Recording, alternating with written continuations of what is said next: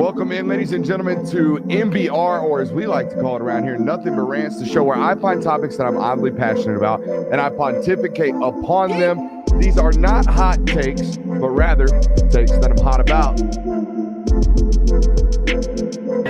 What's up? You like that? You really like that?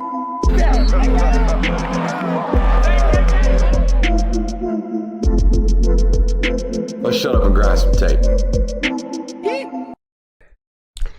What is up, ladies and gentlemen? Happy Monday to you, and welcome into the Film Guy Network. As always, we got a loaded show for you guys today, but I want to start with this today. I think April Fool's is the dumbest fake holiday ever invented. I'm going to be honest with you. I will take fake National Girlfriend Day over, April Fool's Day. I will take fake National Dog Day over this one. You know what I mean? I just think it's the dumbest thing ever to just be out here just freely, willy-nilly trolling people. And to be honest with you, I want to find the person that invented this and go back in time and just punch them in the throat. Who even came up with April Fool's Day? Would you like a Google? Give me a quick one, just real quick. Who in the hell is to blame for all these idiots hopping on social media and trying to get your boy over on one? I'm working on it. Looks like it says Egyptians invented it. It says some historians speculate April Fool's Day dates back to 1582 when France switched from Julian calendar to the Gregorian calendar as called for by the Council of Trent in 1563. So what the hell's a calendar switch got to do with people acting a fool? Looks like some people were slow to the switch, and I guess people started. These pranks included having paper fish placed on their backs and being referred to as poison d'Avril. So the Egyptians have given us a lot of good things in this world. April Fool's Day, not one of them. There's got to be a segment here somewhere about April Fools that doesn't involve us trolling our audience. So here's what we're going to do, okay? April Fools normally just makes a fool out of you on this day, right? Makes a joke out of you, kind of trolls you, makes you think one thing, and then the actual is, not true, right? Instead of fooling you today, we decided to come up with some type of segment that might keep you from being fooled, all right, come the fall, all right? It's college football's edition of Don't Be April Fooled Day. That's how we're going to explain this segment. I like it. I like that a lot more. Nice and simple. All right, so that's the objective here today. Who's fooling us? Who out here, preseason, March, April 1st, whatever nonsense, spring football time, who's out here setting us up for some tomfoolery come this fall? Boys, I got 5 suggestions. Number 5 being Pete Golding. I think Pete Golden out here setting people up for some fools, to be some fools this fall. Pete Golden, I'm going to be honest with you, my boy. You are really, really good with decent players. But for some reason, when you get good players, you just do some exotic stuff that probably you shouldn't be doing. You probably should just line up and play football, okay? And here's what I mean by this, all right? Last year at Ole Miss, with an NFL football player on the roster, except for maybe the freshman Judkins, the 5-star linebacker that they signed, he'll probably play on Sundays. Everybody else, kind of JAG, just another guy. Well, what they did last year at Ole Miss was they just lined up and played football. Hey, if you're going to beat us, you're going to beat us 14 plays. We're not going to have any explosives too much given up unless you really earn them. But for the most part, we're going to make you matriculate this football down the field. We're going to play a bunch of soft zone. We're going to stay off on you. We're going to keep everything in front. We're going to tackle, route of the football, all that good stuff. Because we just don't have the guys to be out here doing any special type stuff. That was Pete Golden last year. Pete Golden gave up 22.5 points per game last year at Ole Miss. Not bad. Not bad. Top 40 in the sport last year at Ole Miss. Again, with not the Jimmies and the Joes that he's normally accustomed to. This is a guy that spent 2018 all the way to 2022 at Alabama. That's 4 straight years at Alabama being the defensive coordinator at a university that, historically has great defensive players. And he gave up 20.5 points per game at Alabama in 2021. Did you know at Alabama from 2018 to 2022, Pete Golden gave up 30-plus points 14 times. Pete Golden gave up 50-plus points at Alabama. Alabama gave up 50-plus points in 4 seasons, 7 different times.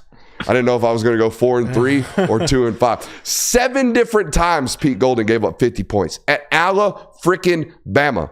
It blew my mind. I couldn't understand it, couldn't figure out why. And here's what I got to. It just gets a little bit too exotic when he has great football players. And guess what he's got this year? This year he's got, fancy new defensive tackle. Ooh, I got a brand new edge rusher from Florida. Ooh, got a couple corners that I stole from the SEC as well. We got dudes now, right?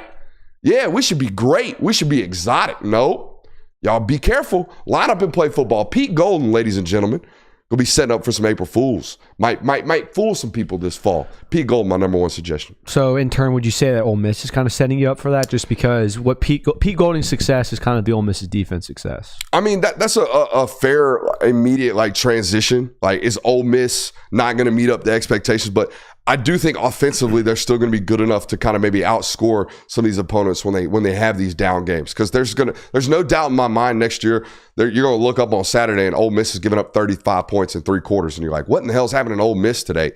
Pete Golden. Gotcha. So I don't necessarily want to call for, hey, they're going to fool you, whole team, whole roster, Ole Miss. But the defensive coordinator does really bother me, even though last year, I think it's a blimp in the radar. Just like a one little flash in the pan type of good season for him. That's not typically, I know he's a really good defensive coordinator. He's an SEC guy that got hired by Saban. He's not an idiot. Right. But he has had some down years when he shouldn't at programs that have really, really good rosters. Yeah, I mean, especially in those performances where you need your defense to play really well, like Georgia, obviously last year when they played them, you got 50 hung up on you there. In those games where you really need your defense to show up, they typically don't under Pete Golding. And for a team that has playoff aspirations, has national title aspirations, even that this year, you got to have a top 25, top 30 defense. And Pete Golding might get you there right on the cusp of it, but it might be like those games that get you might be in the games that matter most to you. Yeah, I can't think of any college football team that's won a national championship having just a pedestrian defense at best, and you can't be that at LSU 2019 would be my only suggestion, but they had 5, 6, 7 NFL football players. And they started out kind of pedestrian, but they put it together towards the end of the year. They played opportunistic football towards the end of the year for sure. They turned teams over. That's what you have to do. So I mean, if Pete Golden can coach opportunistic defenses, I think you'll be in a situation to win there. But again, I don't think they're going to be world beaters. Who's got one? I got one. I think Notre Dame is fooling us a little bit. I think Marcus Freeman has done a good job at Notre Dame. I think he's attacked the portal in the right way. He's handsome. He is a handsome man. He is handsome. Riley Leonard, I like the acquisition, but there's starting to be some questions there a little bit with him. Just how healthy is he going to be? Is he going to be able to even survive a full season under Notre Dame? And I don't know that Notre Dame is his destination where quarterbacks can really flourish. I mean, we've seen multiple cases where they just don't really live up to the expectation, or that maybe they don't put up the numbers that we expect them to. But I do have to take a moment and pause a little bit on this take, because what if I told you that they scored 40-plus points 9 times last year and finished seventh overall in points per game? Hold on. They scored 40-plus points 9 times. They played 13 games 13 games. 9 times. 9 times they scored 40-plus? 40-plus points per game. That would surprise me. It would absolutely surprise me. The only thing I would want to know is, how did they do against good defenses? And that's the thing, Louisville, Clemson, those teams that they played, Duke. Duke, they scored 23, 21 points. Yeah. Ohio State, they scored Duke 17. held them to 14. Yeah, so that's the thing, is that they kind of do the Penn State thing, where when they play all these slappy opponents, they're going to hang 40 on them, but then when it comes down to the ranked opponents, some better defenses, they tend to struggle a little bit. So that's why I think Notre Dame is kind of fooling people a little bit. I think they were a preseason, way too early top 25 team and top 15. I just don't know if they're playoff caliber this year. I like that. We've got the LSU Tigers. I'm kind of getting tired of hearing about preseason, how this is a really solid football team. They might be a playoff team this year, but I don't see in any way that they're a national championship team. And think about this. Brian Kelly is 1 2-point conversion away from being a very middle-of-the-road coach at LSU. I mean, you take away the Alabama game, they lose 4 games that year. Come in this season, they lose another, 3? Yeah, they had the Heisman winner in Jaden Daniels, but for as much of a pedestal as we put Brian Kelly on, how he might be the second best coach in the SEC right now, he hasn't really shown that for me, and I think they're fooling us. You talking about Brian Kelly being the second best coach in the SEC made me just think of a new segment we're going to do tomorrow night: SEC coaches versus Big Ten coaches. Ooh. Right? 1 versus 1, 2 versus 2. Or just rank the top 10 coaches out of the conferences and see how many land in each conference. because I think the Big Ten might have them from a full quality standpoint. They obviously don't have a Kirby in that conference that has national title sustained success, but from a top to bottom, they might be a little bit more, a little stronger, right? I mean, Lincoln Riley's going to be in more there, parity, like 2 or 3, yeah. But I think 1 through 10, they're probably better than the SEC is 1 through 10. But the SEC 1 through 4 might be better than the Big Ten is 1 through 4, or vice versa. I think that would, either way, that segment would open some doors there. I'm with you on the LSU thing to an extent, but I don't know how much they can rely or replace of what Jaden did from a running standpoint. That really scares me about this year. I think they're going to throw it all over the yard with Nussmeier. I think he's going to put up 315 yards per game or whatever it needs to be from a passing standpoint. Their weapons on the outside have always been good at LSU because of the state of Louisiana does a great job of producing wide receiver talent. But from how are you going to produce the amount of rushing yardage that y'all had last year to even assemble some type of balance on your roster is a very big question to me. Guys, NC State reeks of 2022 Michigan State. Reeks of it. All right, check this out. NC State, did you know they have 8 new wide receivers on their roster? 8? 8. That's an entire room. From a combination of transfers and freshman high school kids, they have 8 brand new receivers that just got there this offseason. Jeez. Plus 2 quarterbacks that just got there this offseason. All right. They have 8 transfers projected to start on both sides of the football. All right. And here's the other thing. They have 11 underclassmen on their 2 deep. So what I'm telling you right now is NC State's roster is compromised of guys who just got here and are old and guys who just got here and are young. And yet they are a top 15 to top 17 football program going into this year.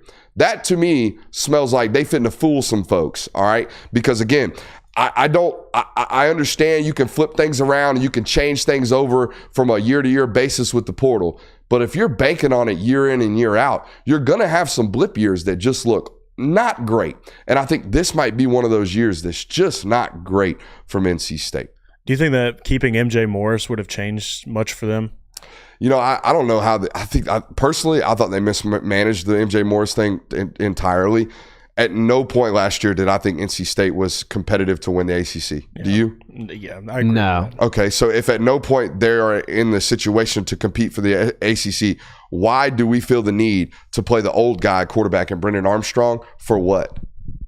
For what? You know what I mean? Like, all we need to do is protect and sustain our future, and our future was MJ Morris at the quarterback position, and now he's off elsewhere. So I feel like NC State's kind of the Kentucky of the ACC, where it's a good call. They're just kind of like a thorn in everybody's side. Like, you're never going to play NC State and just feel like this is one of those games where we don't have to worry about much. Like this, I mean, you got to grind against them, but there's also probably going to be some years where NC State is going to have a down year, and they are just going to be one of those teams that you can roll up on. But over the years, they've been pretty consistent. I will say this about NC State's coaching staff. They must have some elite retention, just in mental retention. Because I watched some spring practice footage today. I could have bet my life's worth that they were going to have tape with names on the helmets. Mm-hmm. Huh. No. Just numbers. No names on the jerseys either. Like, damn, coach out there like, hey, 18, get over here. Coach, my name's John. Don't care, 18. Get back out there.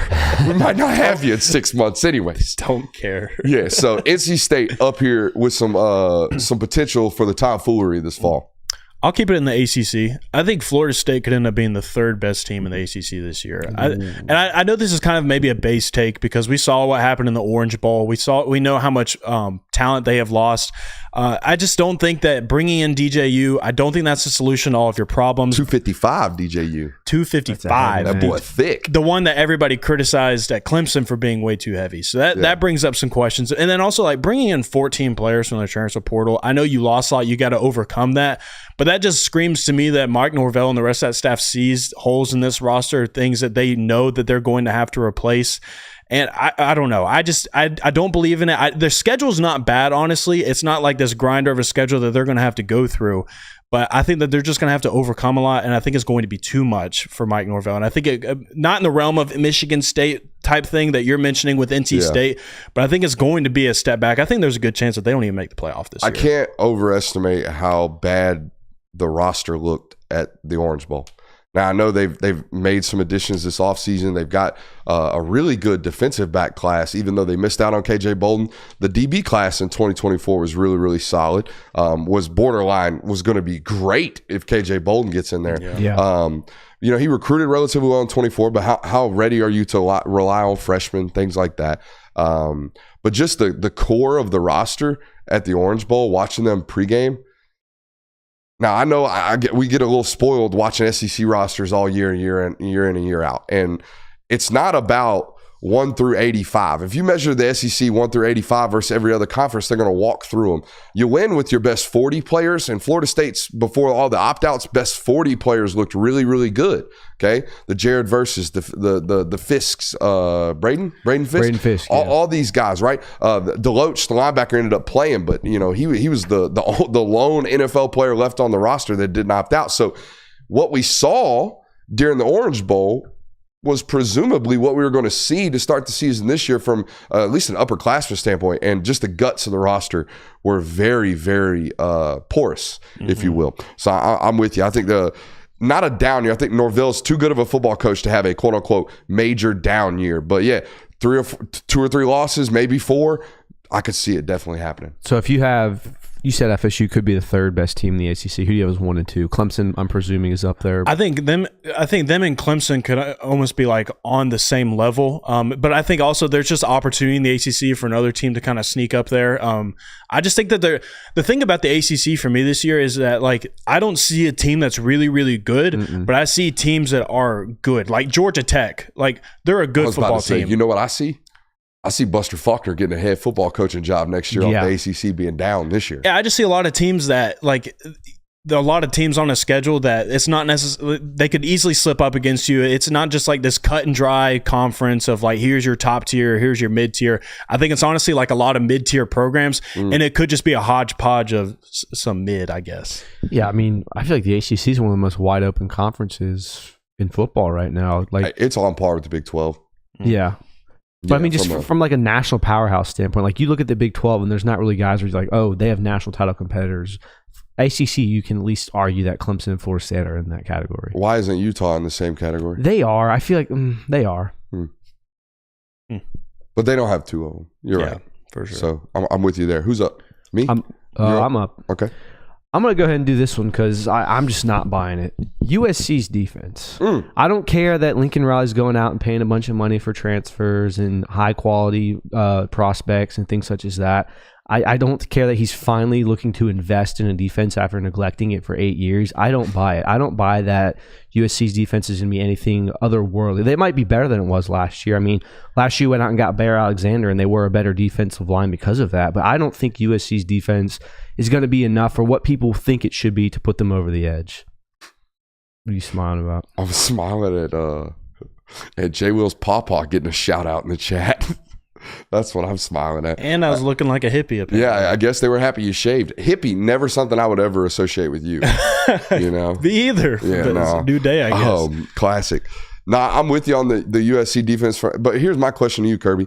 How much do all the coaching changes that they made this offseason potentially change that? It matters a good bit to me, but again, it's one of those things where until you show me, I'm not going to buy it. It's similar to one of the ones you have. I'm not going to spoil it, but kind of you're at a point now where it's just like we've been doing this for so long. It's like you've made all the right hires, yeah, but until you actually put out a product on the field that proves me wrong and shuts me up, I'm not buying it. I would put more stock in it if they were still in the Pac-12, but you're going to the Big Ten. That's tough for me to go ahead and say that, like, especially knowing how much of an improvement you have to make on that side of the ball. Like going to a conference that is defense-oriented, it's just I don't know that they're going to be able to survive. It's particularly with like the idea of the inability to stop the run, which is something Lincoln's had a problem with.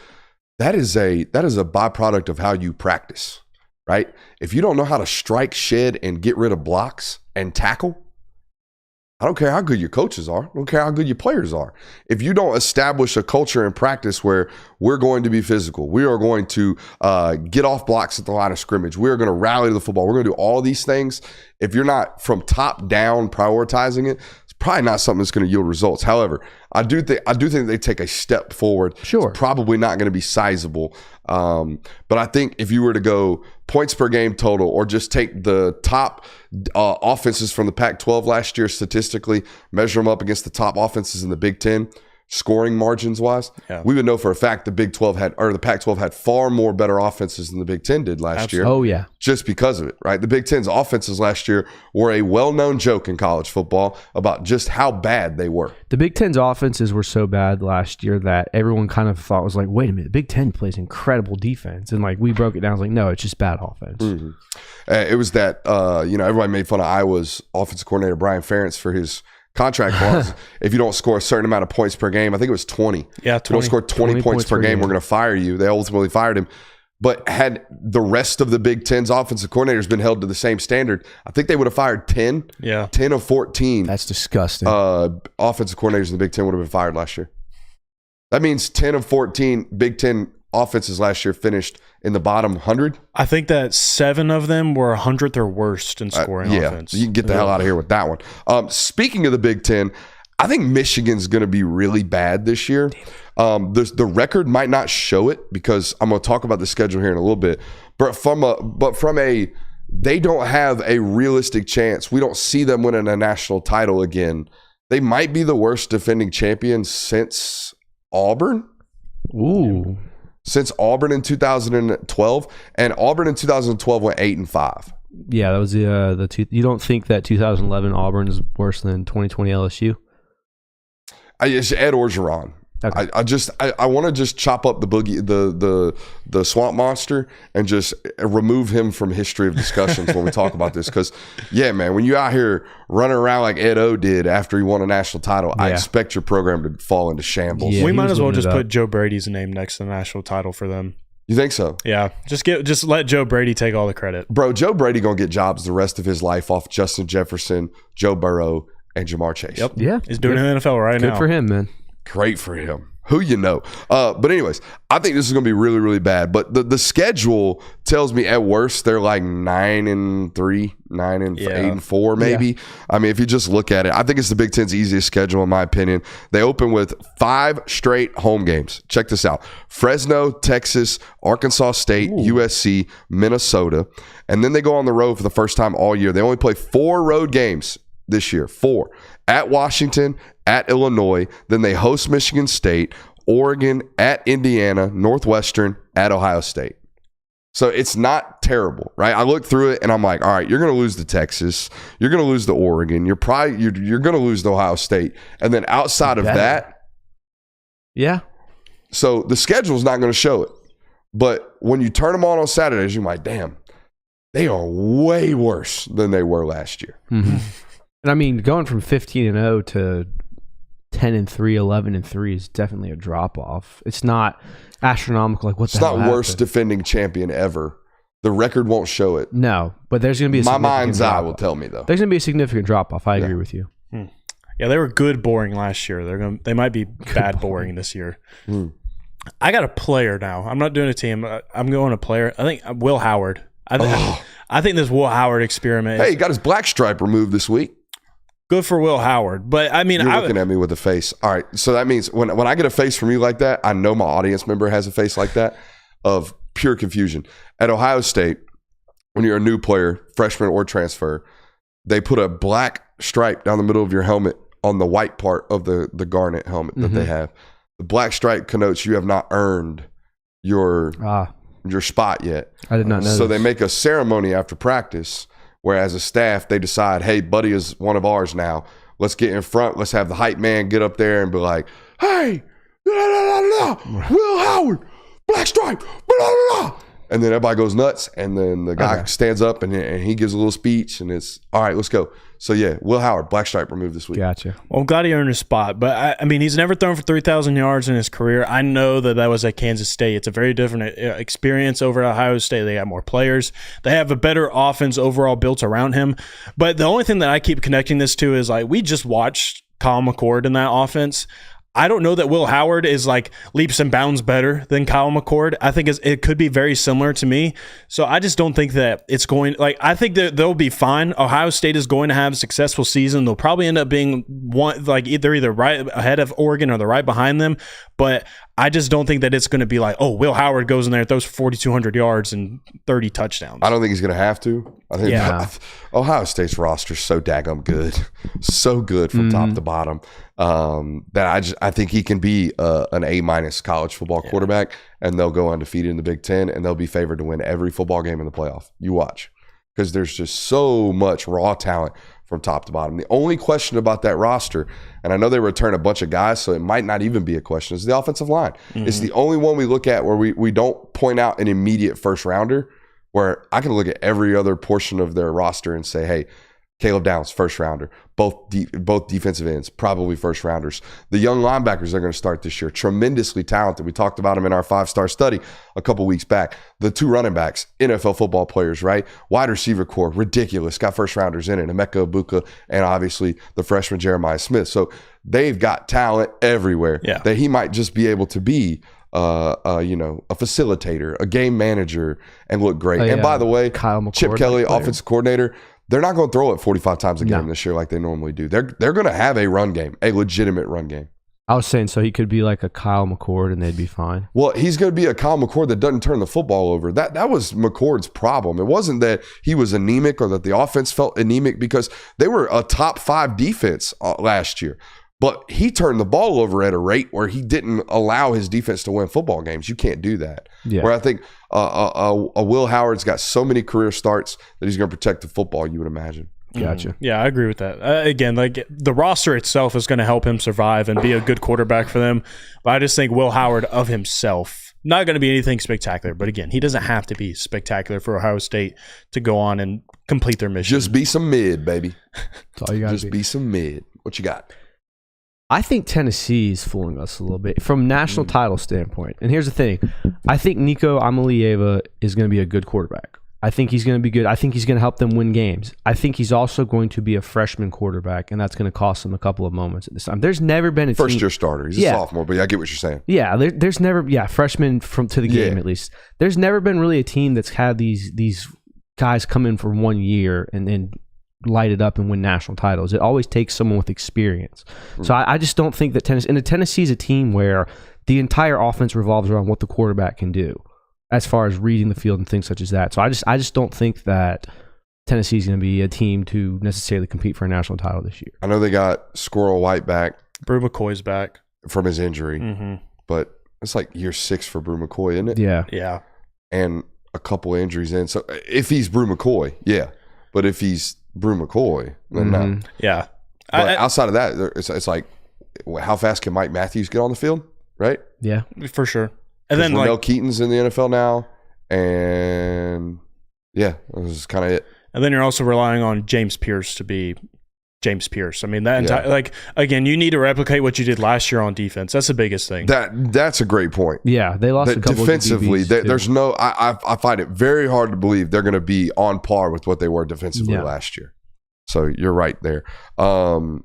Speaking of due for a fall, Arizona. What has Arizona got right now that has people thinking they're a top 12 football team?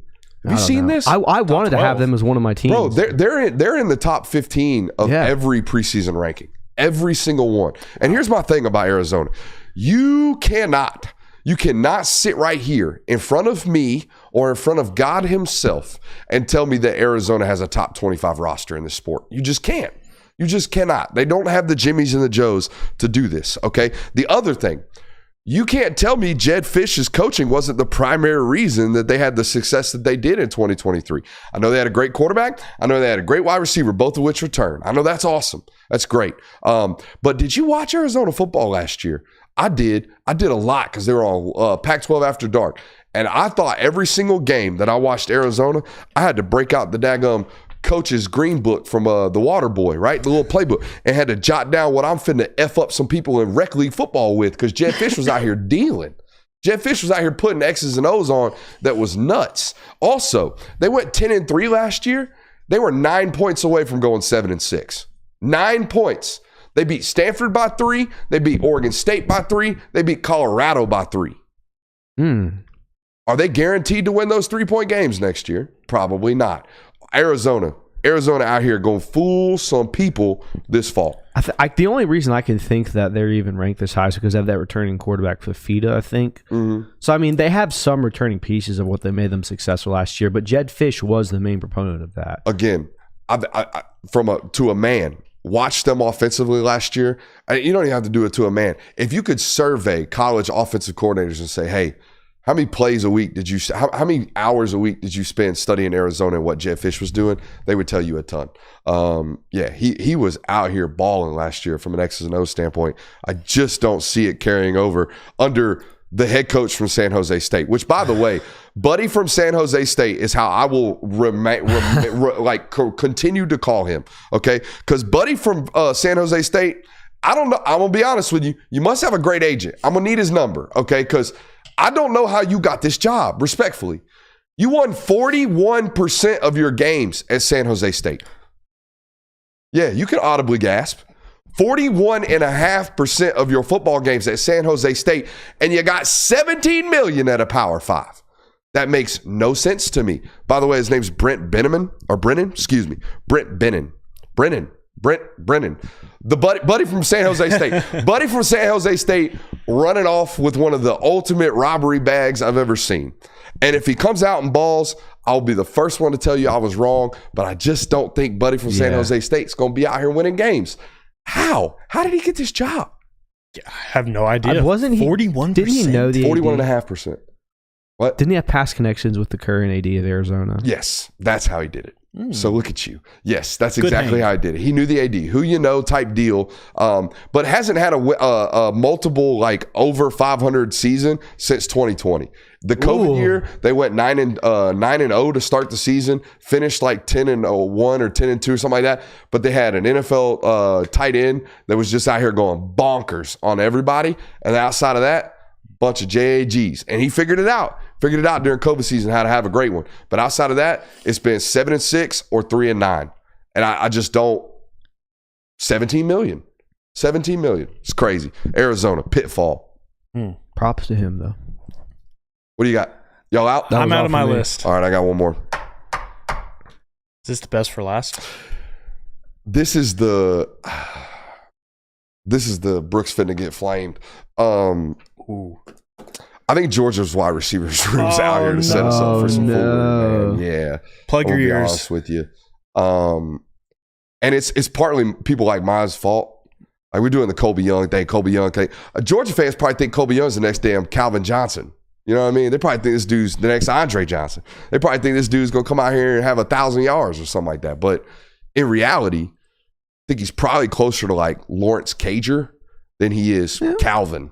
And granted, Lawrence Cager, really good college football player. Yeah. I think he had 600 yards his last year at Georgia, and he was banged up. He won you 2 games. You know what I mean? He spent half the year trying to put his shoulder back into socket and just surviving. So I don't think they're going to fool you into being a bad unit. I think they're going to be a decent to above average unit, okay?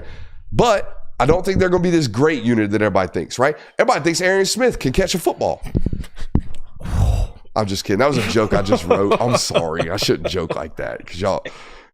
But did we forget that we watched 13 games of Arian being borderline, like, unplayable is not the word, but he was unplayable at times last year. Yeah. He wasn't himself. People out here act like, I'm going to quit bagging. I think they're going to be really good. I'm just joking. But I'm not. You did all that? I'm just joking, but I'm not. Okay? Oh, the cop-out. It is a cop-out because I don't want people holding my feet to the fire too bad on this one. But I think this is what Georgia fans need to have perspective of. Like, it is completely okay if this year Dominic Lovett goes for 750 yards, Colby Young goes for 500, and like a couple others sporadically go for like 350 to 370 range. And like a combination of all of that is still a really successful year for Georgia offensively. Like, it is completely – you've been doing it for the last decade. It is completely okay if you do not have one of these wide receivers go for 970-plus like Brock Bowers did or any of that. Like, you have been able to survive offensively without being substantially great at wide receiver. Now, if you did that, you would unlock another key to this like motorsport vehicle that you've been driving. But it's okay if it doesn't live up to these spring ball expectations that have been set. Yeah, I mean, I think the problem is Georgia fans look around They watched what Alabama did for a couple of years. They watched what LSU did in 2019. They watched what Ohio State's been doing recently, and they're like, why can't we have that? Well, I mean, Kirby Smart hasn't really built a team and prioritized doing that because he prioritizes line of scrimmage, and he wins games doing that, by the way. It's not like you're out here losing games because you don't have elite wide receiver play. It's just that you don't utilize the same that these other teams do. 2019, you lost football games because you didn't have an elite passing attack. Great. Not necessarily the wide receiver game. But the point of this, them making this segment, was I think based off what's happening this spring and based off what we tell you guys and all of our intel and all that good stuff, I think some Georgia fans are expecting this wide receiver unit to be out here with like a couple of guys with 900 yards, a couple of guys that are out here like NFL bound, which I think Dylan Bell's like borderline first round draft pick after this year. I think he's going to play like that. However, I think it's more likely that there's like 3 dudes with 400 yards, a couple of guys with 300 yards, a couple of guys with 250, and you just spread the wealth, you know, kind of like you've done the last couple of years, right, where there's no real, hey, that guy's unguardable. Holy shit, we can't even deal with him. How are we going to game plan for him? I don't feel like going into the year, opponents feel that way, even though their fan base might think that they have that now. You know what I'm saying? Yeah. Yeah, absolutely. I mean, and again, I think it's completely okay to be that way. And I think that's kind of the trajectory that you need to be on when you're, what's up? Nothing. I got to delete a comment. What are y'all doing? Anyways, I think it's completely okay for you to be that way, and I think it's the trajectory that Georgia needs to go when Brock Bowers, like when you don't have a Brock Bowers anymore, you need to take this approach that we just need to spread the wealth around the field and give a defense 6 different guys that they got to worry about. Like we don't need to be this 1-2 punch at the wide receiver spot and just keep feeding 2 different dudes. Like if you have a culmination of wide receivers that you can rely on down in and down out, like that's the better offense. That's the better version that Georgia is. Man, we spent almost 40 minutes on April Fools. Welcome into tonight's show. We do have a loaded one for you. Ohio State gave me an idea this weekend, and it's a brilliant one. Okay, I'm going to bring it to you here in just a second. We have freshman intel, okay, around the country. We also have intel on the new NCAA video game, thanks to our boy Kirk Herbstreit, friend of the show. You know? What? Yeah. And Since when? I don't know, but I haven't told you all this. No, you haven't. Normally I brag every opportunity I get. We'll tell you after the show. I don't feel like doing the braggadocious thing. But yeah, occasional. Love that. Alabama hired somebody in my dream role. Okay, Alabama and Kalen DeBoer out here showing me that there is possibilities to just be a certified ball knower and make 6 figures doing it for a Power 5 football program. And then there's a hilarious Nick Saban story that we might get to eventually, but we spent some time. Make sure you hit that thumbs up button, like, subscribe, rate, and review. If you have found us at any point, okay, if you have found us at any point, you are not subscribed to this channel, that is a no-no, okay? That is a no-no, and you need to go ahead and hit that subscribe button. Go ahead and hit that like button. Go ahead and start firing off in the chat. And by the way, welcome into your new home for college football conversation. I promise you, you are going to love it. Make sure you're giving a shout-out to our friends over at Prize Picks. Obviously, there's a lot of action going on recently with the NCAA tournament games and all that good stuff. NBA still firing off. We got Major League Baseball up in and at 'em nowadays, so I would imagine if you just went over on every single Braves player, you're probably going to get paid this fall, okay? Or this summer. So get out there, get you some money over there on prizepicks.com using promo code Brooks. I also want to give a quick shout out to a friend of the show, okay? Because I love when listeners of this program get involved in the hoopla, okay? We got our big buffalo over there on the wall. All right, what else we got in here from fans? That's about it. We got the Jalen Carter mural. That is from a listener as well. This mural on the big ass wall. Hey, that is a listener that came in here and put this joker on the wall. Some of these photos are yours truly taken. All right, but this buffalo right here is not some edit. This is not some Google image. This is a photo that our boy Austin Metcalf took as a wildlife photographer out there in Colorado. Oh. So this is sent straight to us, framed and all, from our boy Austin Metcalf. So Austin Metcalf, give him 3.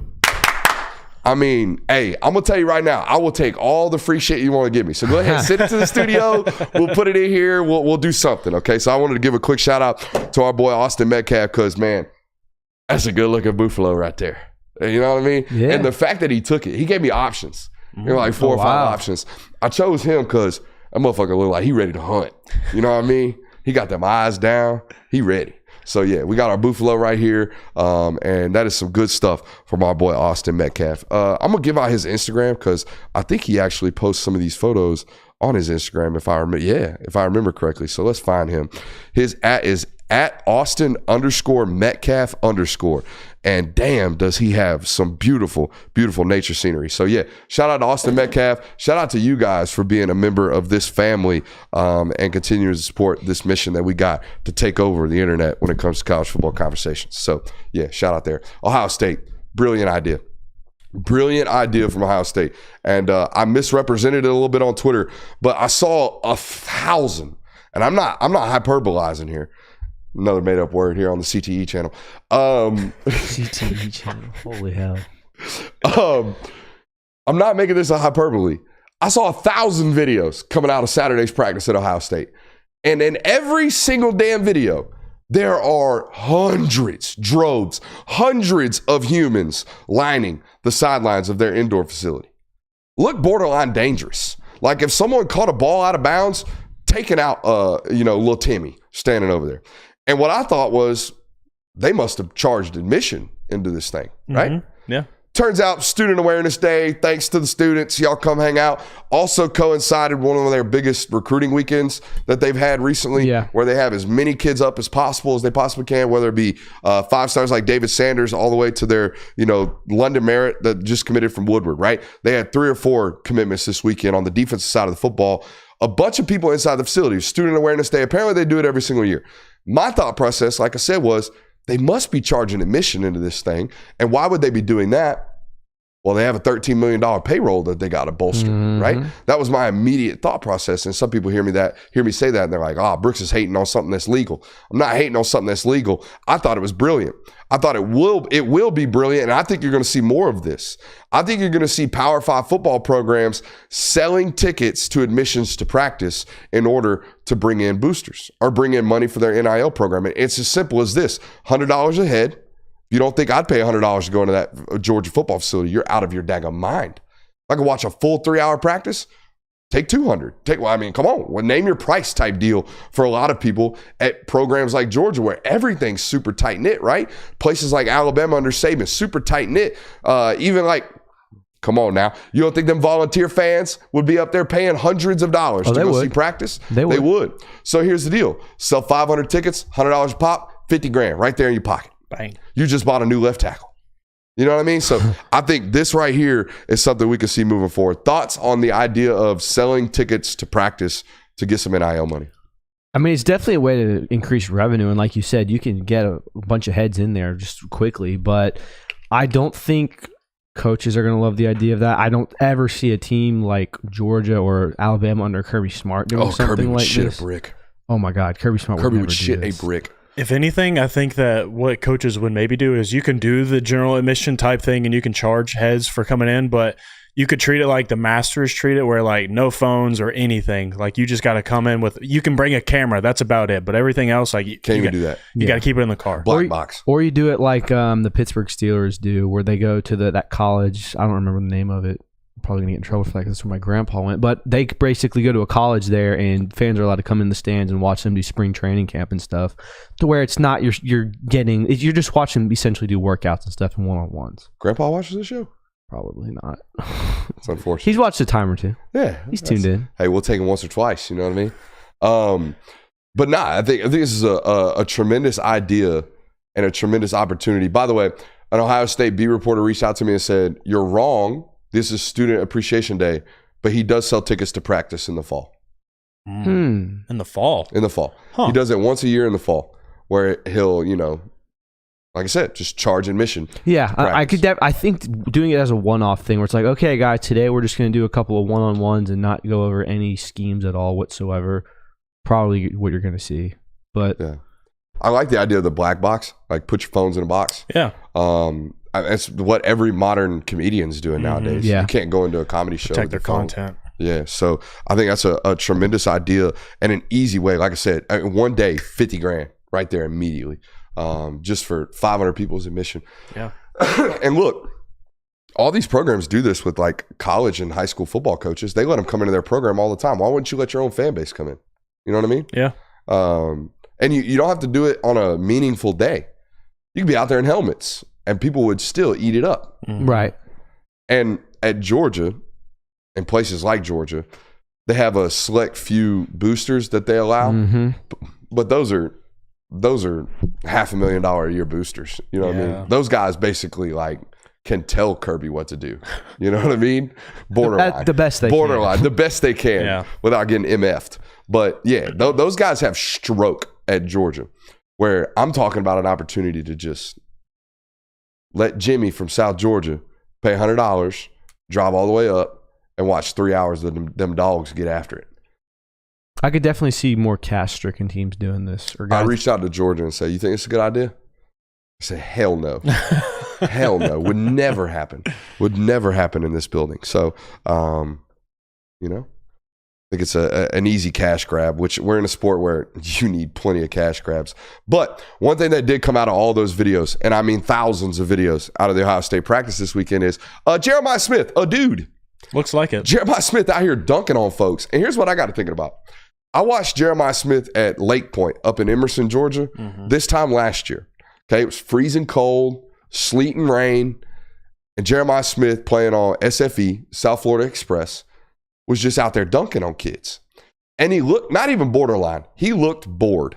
Okay, he looked bored. I have a video of him reaching over a kid with a right hand and sticking a ball and then pulling it back over him and two-tapping into the corner of the end zone on a fade ball. And his teammates look like they just saw Jesus for the first time. They're going bonkers. Absolute bonkers. Look like Mary Magdalene when she saw that the tomb was empty. I mean, just going nuts. Good call back. Okay? And then all of a sudden I look over at Jeremiah and he's just like, "Here's a ball, ref. We'll go back to the sideline." Just another day. Just another day. And as he walked by me, I'm like, all of his teammates still going nuts. And I said, "Hey man, you're pretty good at this football thing, huh?" And he just turned around and goes, yeah, that's it. And completely bored. And here's what I got to thinking about.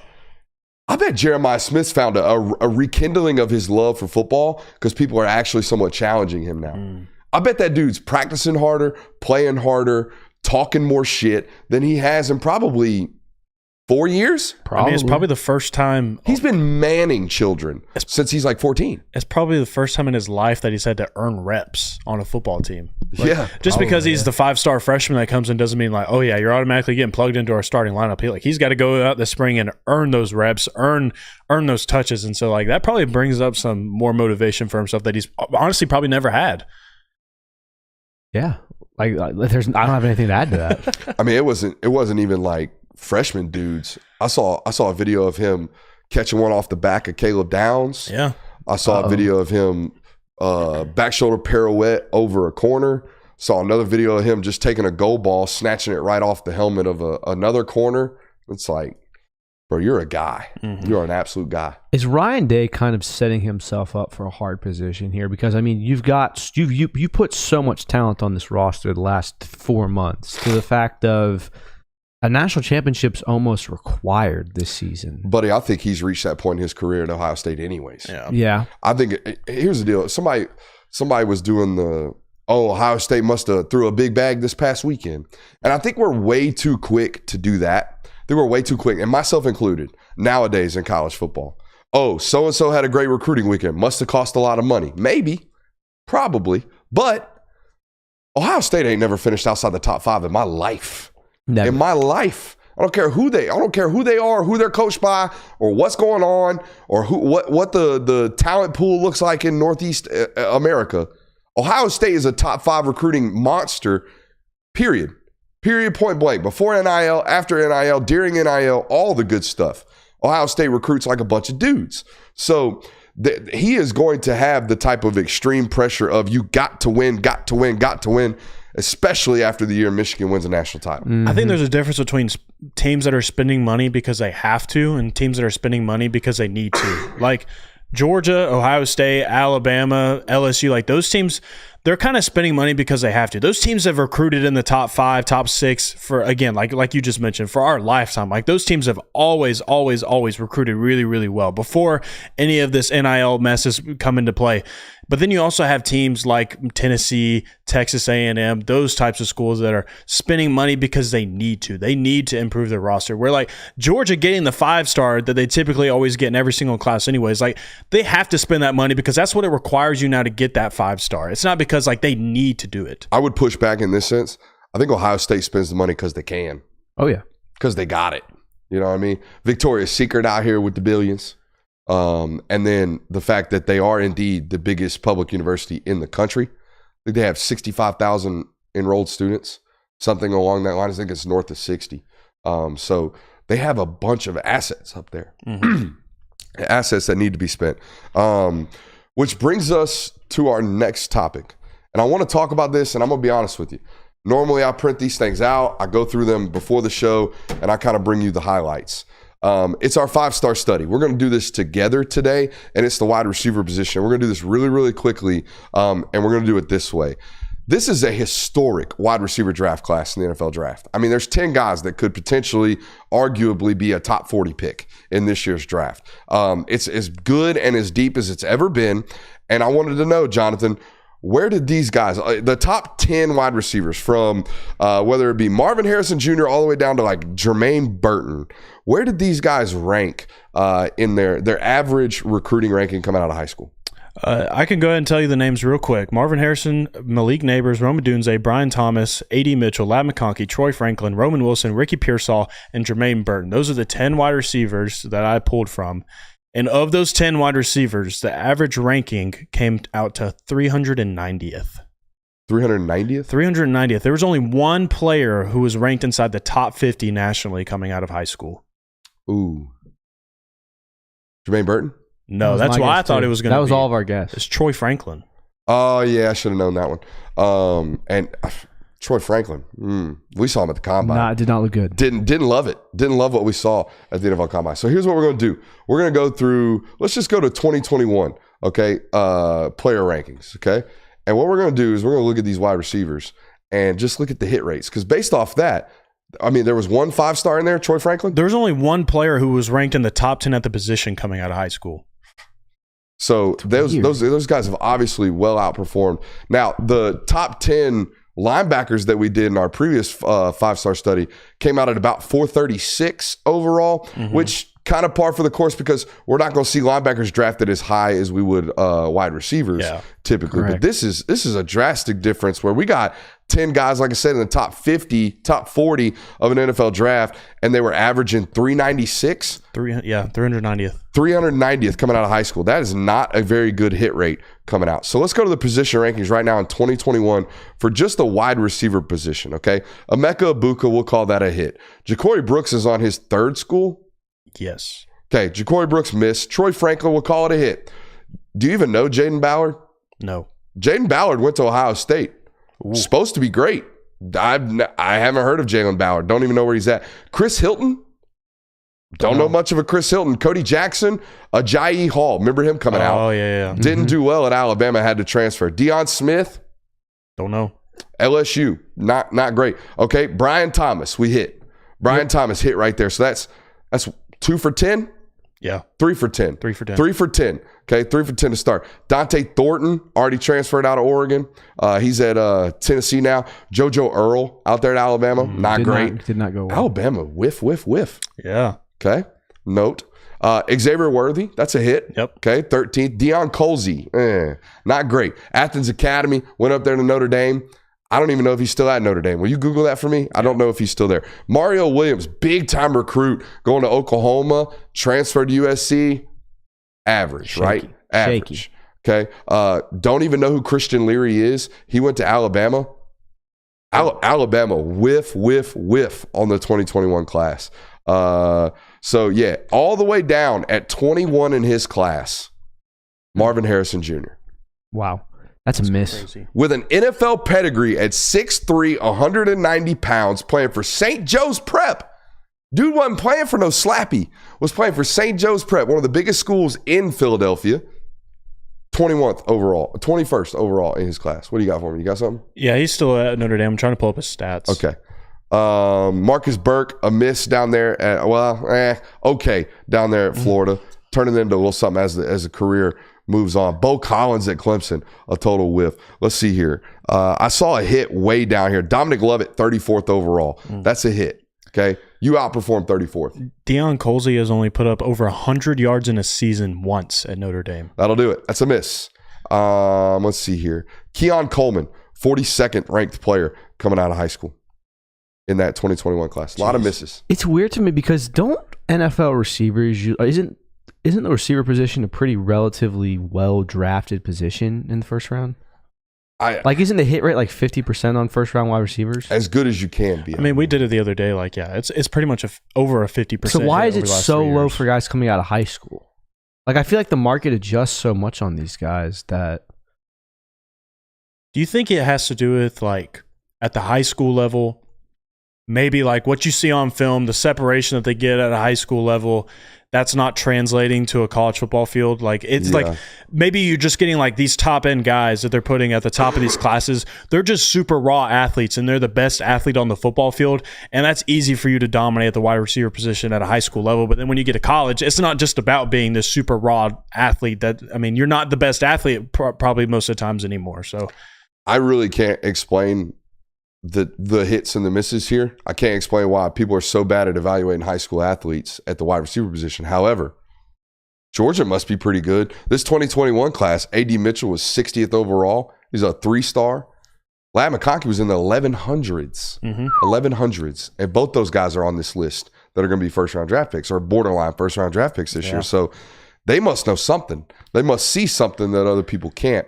And I know at Georgia, they're real big metrics based, high weight speed teams, but they're also ultra competitive searchers. Like they want to find somebody who's ultra competitive, all that good stuff. But I don't know why the hit rate at the wide receiver position is way, way worse than any other position that we've done so far. And we've only done 2. But the linebacker core, it was like, okay, guys sitting behind 2 seniors. Like it makes sense why that guy hadn't got on the field. But some of these dudes, man, like you're just a flat out miss. Huh? They've had full-out careers and nothing's happened. Exactly.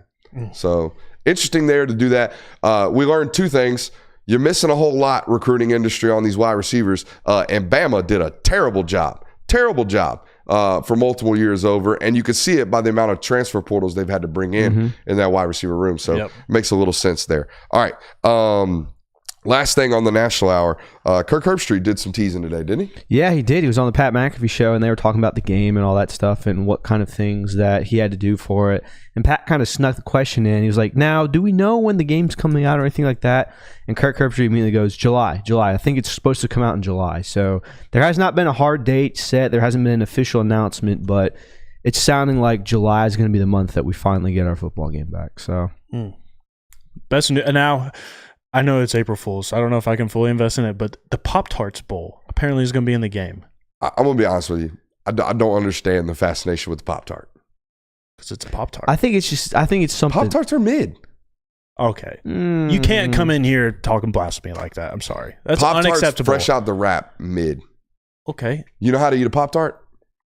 You put it in the microwave with a slab of butter on top and you eat it. Slab of So butter is fat. crazy. So fat. So fat, man. Yeah, I'm not a big Pop-Tart guy. I couldn't even tell you the last time I had a Pop-Tart. I used to love them. I don't eat them much No, anymore. I mean, I don't eat them as much anymore because, like, I think I ate them so much as a kid that I don't. And like, I would just rather Bro, eat if something you're a else. grown man out here eating Pop-Tarts, you can miss me, dog. It's like, what'd you eat today? A couple Pop-Tarts. Whoa, you're a psycho. You need to be studied. How old are you? 32? You live in your mom's basement for sure. They used to have some gas commercials though. They did. Pop-Tart commercials used to go hard. All right. I said that was the last thing. I do want to talk about this Nick Saban story because I thought it was really, really funny. It's awesome. Derrick Henry was on the Pivot podcast with Ryan Clark and all those guys. And they asked him about one of his favorite Nick Saban stories. And he said, I'll tell you this one.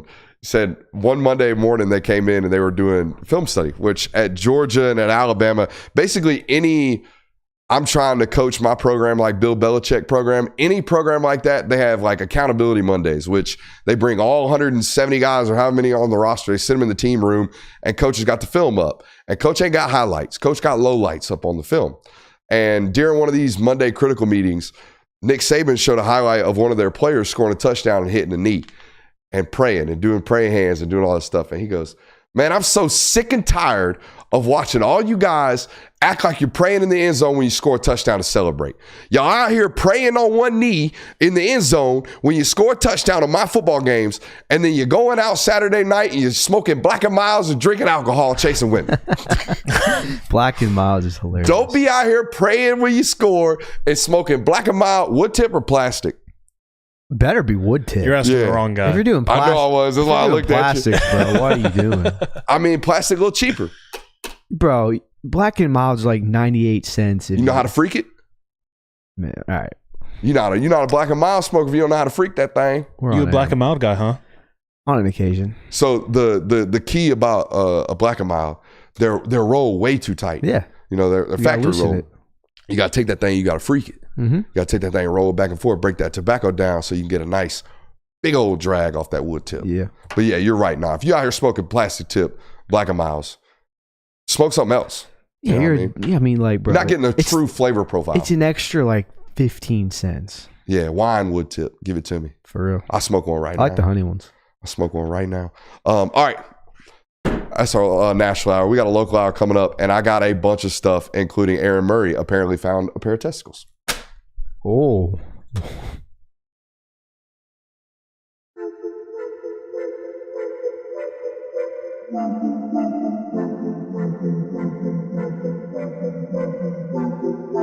Welcome into Talk the Dog, the show where we find a bone to pick and a take to give. These are not hot takes. These is dog takes. Can I talk that dog? What's up? You really like that?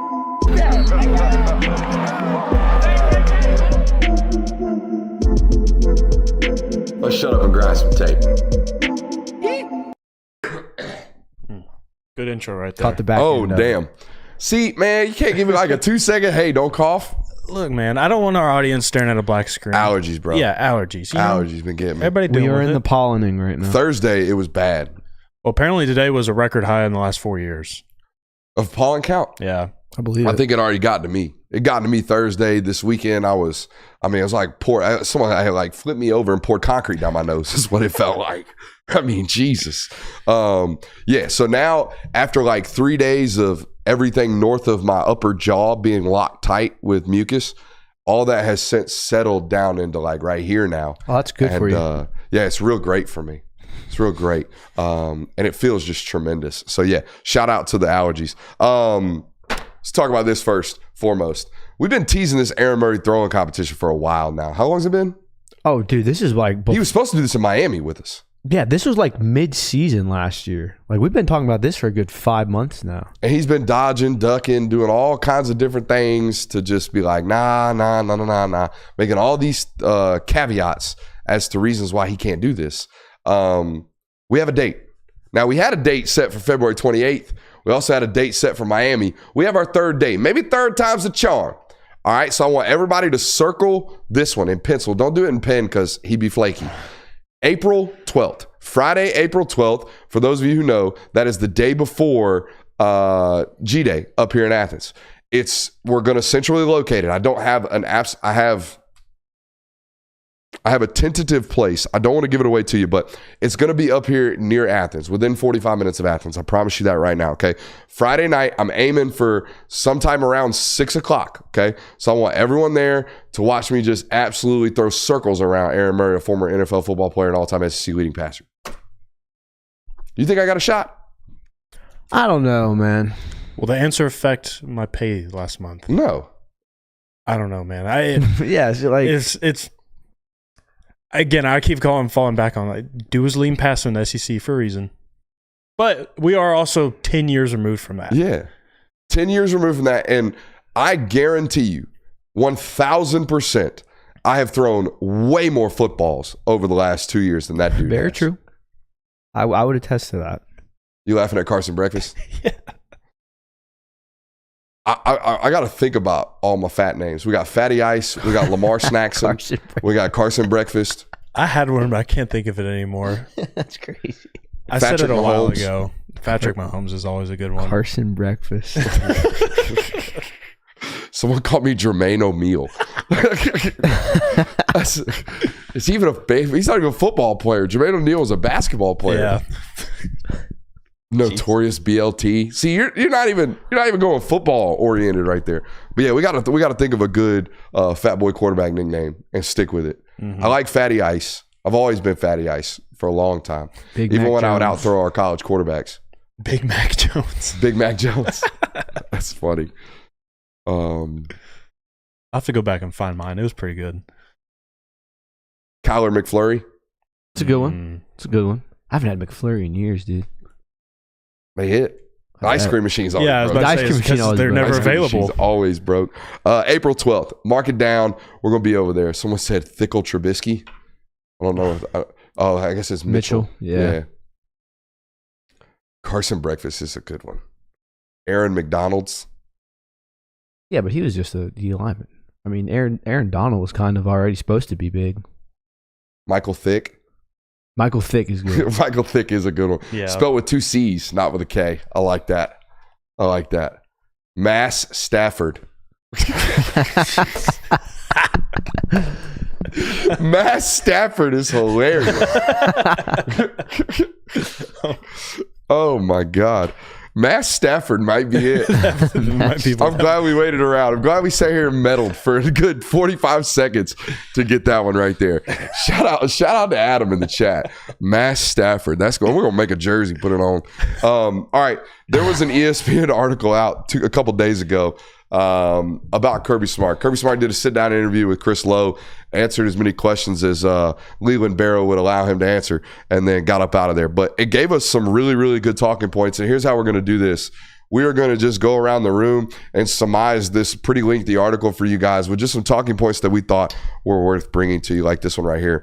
Kirby Smart hasn't lost a football game to an active head coach in 5 seasons. I believe it. That'll play. I can't remember who it was.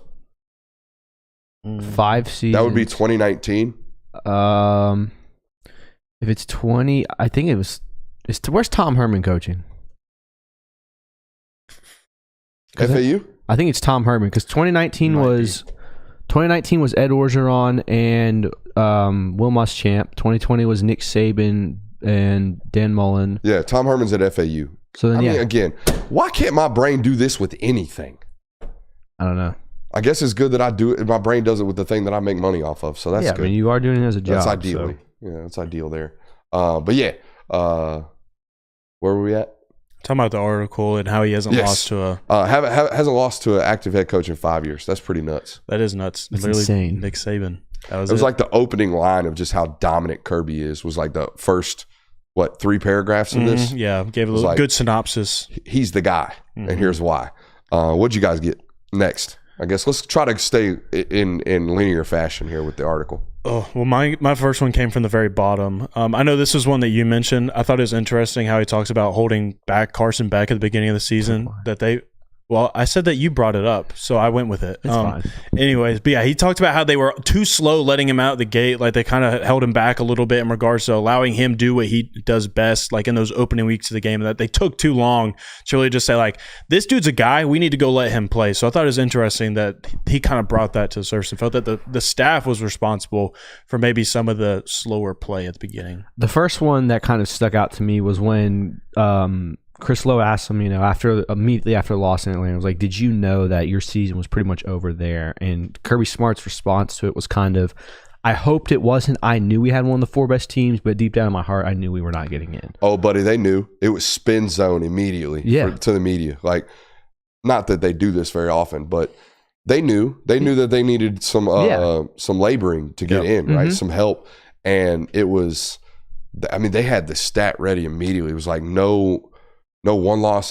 Some stat that they had. No one loss SEC team had ever not made it or something like that. No number 1 team had ever lost in the conference championship and fallen out of the top 4. They had that stat ready as soon as I got, before we even got into Kirby's presser, they gave it to us out in the hallway. So they knew that they had to have some lobbying here. I took a different approach on that comment there, or at least that section of the article. And to me, when I hear coach speak, I think sometimes it can get a little mundane. I think some people get a little tired of hearing some of this stuff, but it's very obvious the programs where coach speak works and players listen to the coach and they believe in what he's saying. And this is a prime example. quote, "You focus on what's in front of you and get better. You don't sit around and mope about what might have been." That was his response about how you got your team back up for the Orange Bowl game. Mm-hmm. Every coach speaks like that. Every single coach. Mike Norvell has comments like that. Okay? But right before watching all of his team opt out, he has comments like that where we're talking and we're acting like this in one sentence and in front of one microphone or one set of cameras, and then our building reacts in a total different facet than what we speak to the public with. That's the opposite of what Kirby's ever done. Like when I hear Kirby coach speak, Matt Fryan. Dude, the chat's been dropping them. Chat's been getting They're eating it up, man. Jay Cutlet. Well, it's not bad. My gosh.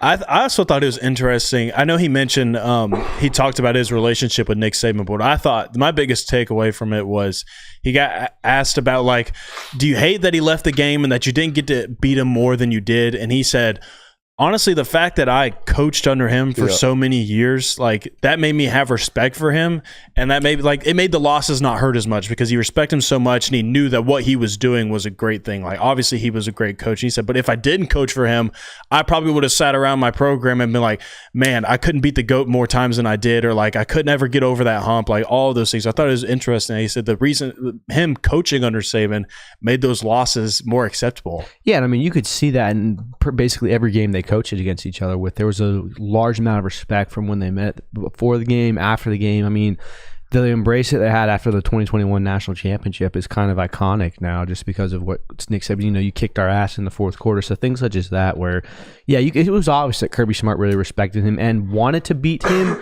but was probably the most satisfied coach, the most satisfied to lose to a coach. Like, if he was going to have to lose to someone, it would be Nick Saban, and the other way around. I don't hear Kirby use the word love very often. Yeah. I mean, except for about football and his family, maybe.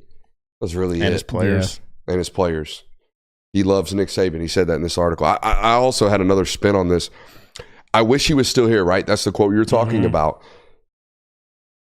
Hear me out here. Kirby Smart is to Patrick Mahomes as Nick Saban is to Tom Brady. Tom Brady will forever have a 4-1 record or whatever it was against Patrick. Yeah. And Patrick will go on to have whatever career he ultimately has. But at the end of it, 30 years from now, people on, they'll roll Skip Bayless's bitch ass out on Fox Sports, and he'll sit there and was it bitch ass? Is that what got you? They'll roll him out there, and he'll be like, you know what? We don't even have to have this debate. I can't do a Skip Bayless impersonation. We don't even have to have this debate.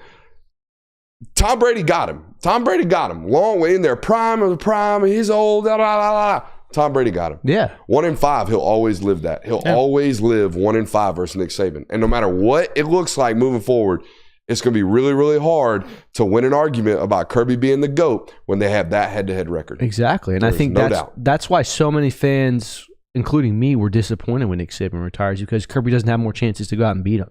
Like, if that's a 3-5 record or a 5-5 record, I mean, things go a lot more better for Kirby Smart. And then, like you said, you are right.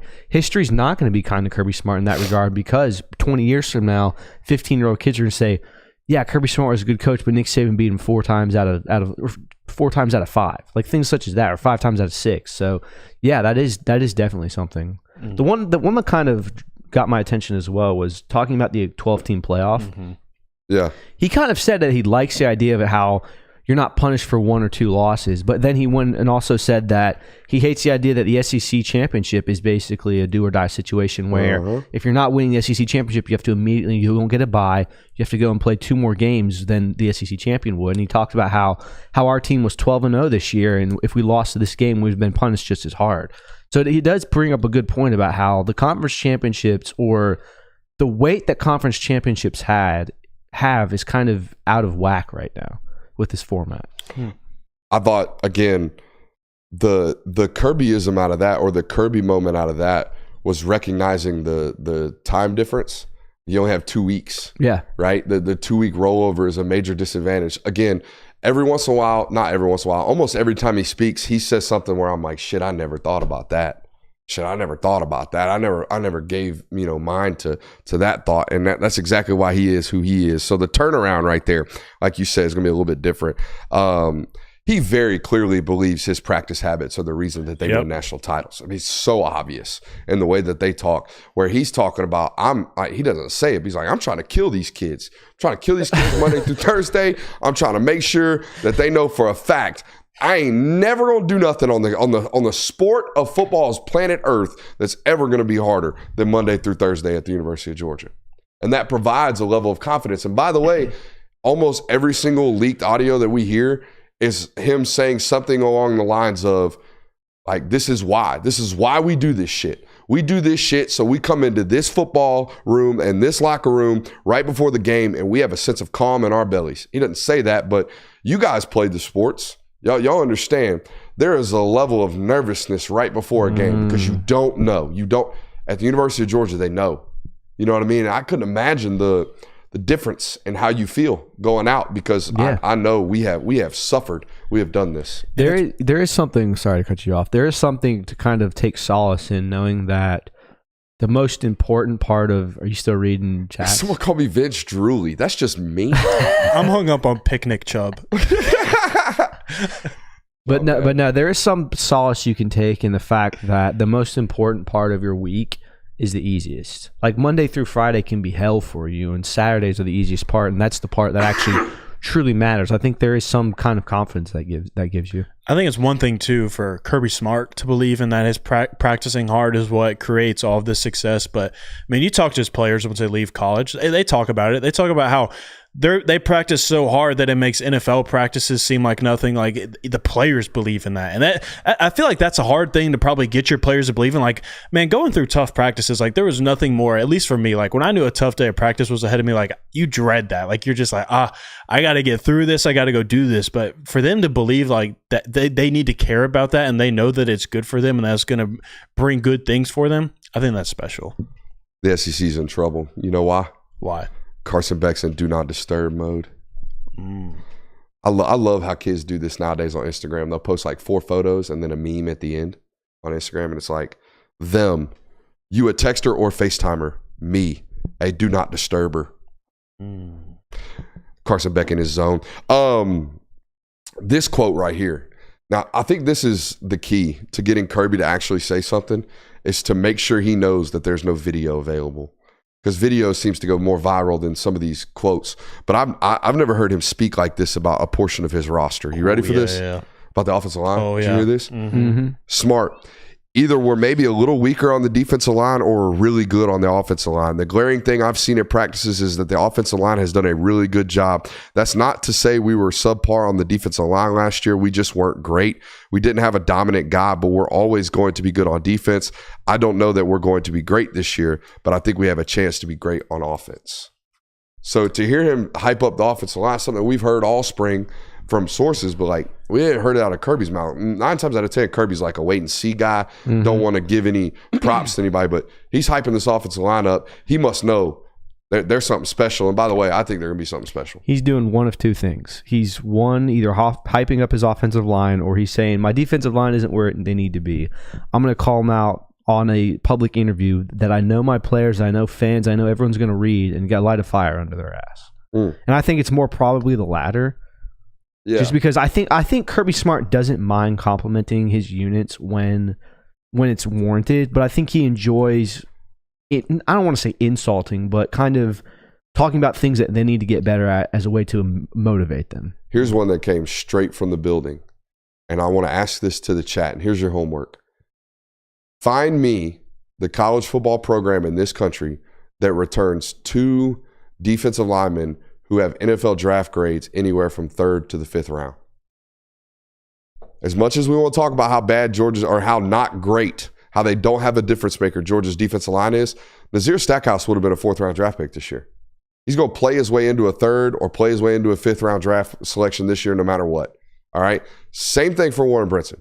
Warren Brinson was a 3rd, 4th round draft pick this year. He's either going to play his way into the bottom end of the 2nd round or he's going to play his way into the 4th round.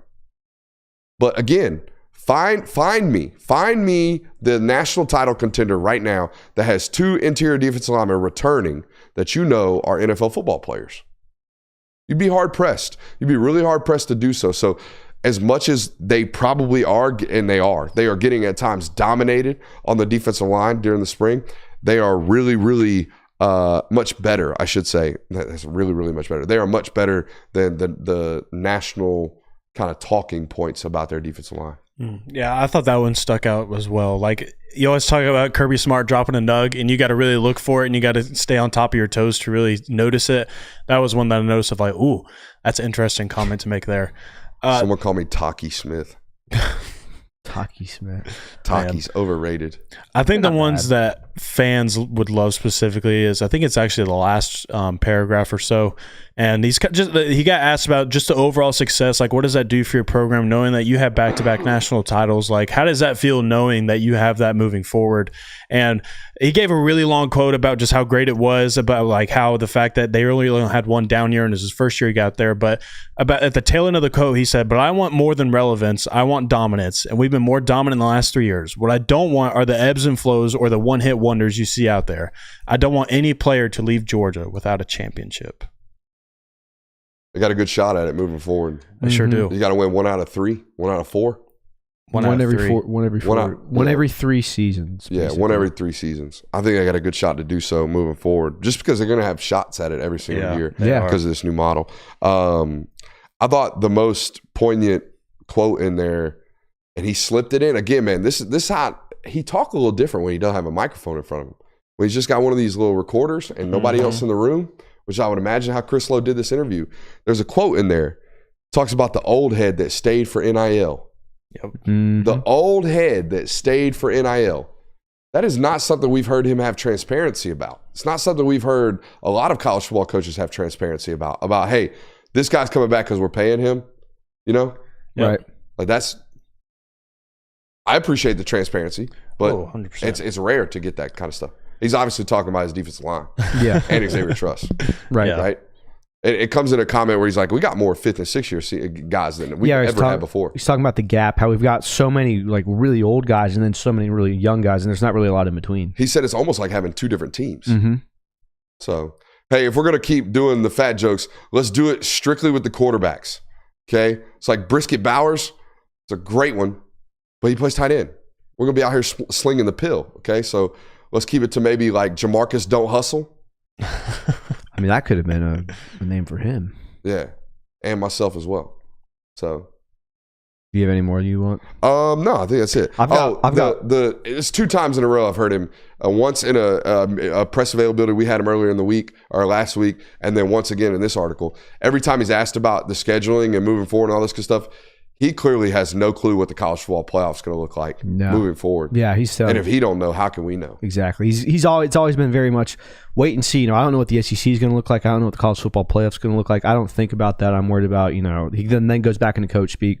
I'm worried about this season, worried about what's in front of me right now. So, but the one that really stuck out to me and kind of solidified a lot of my beliefs was when he was asked about the 12-team playoff. And if he thought about how, or not about 12-team playoff, younger and veteran players. Uh-huh. And I'll just read the quote. It's sort of been that way for the last 3 years. You're always trying to shape your team to be deep and physical. I watch all these NCAA tournament basketball games. I'm like, damn, how does Yale beat Auburn? But it's so different in basketball. It's so different because any 5 guys can beat the other 5 guys, whether they're old, young, or just buying a couple of great players. That ain't our game. Our game is a line of scrimmage. To me, the way I took this quote was obviously he talks about how this is why I value the line of scrimmage so much. But it also said to me, like, a tournament would never work in college football.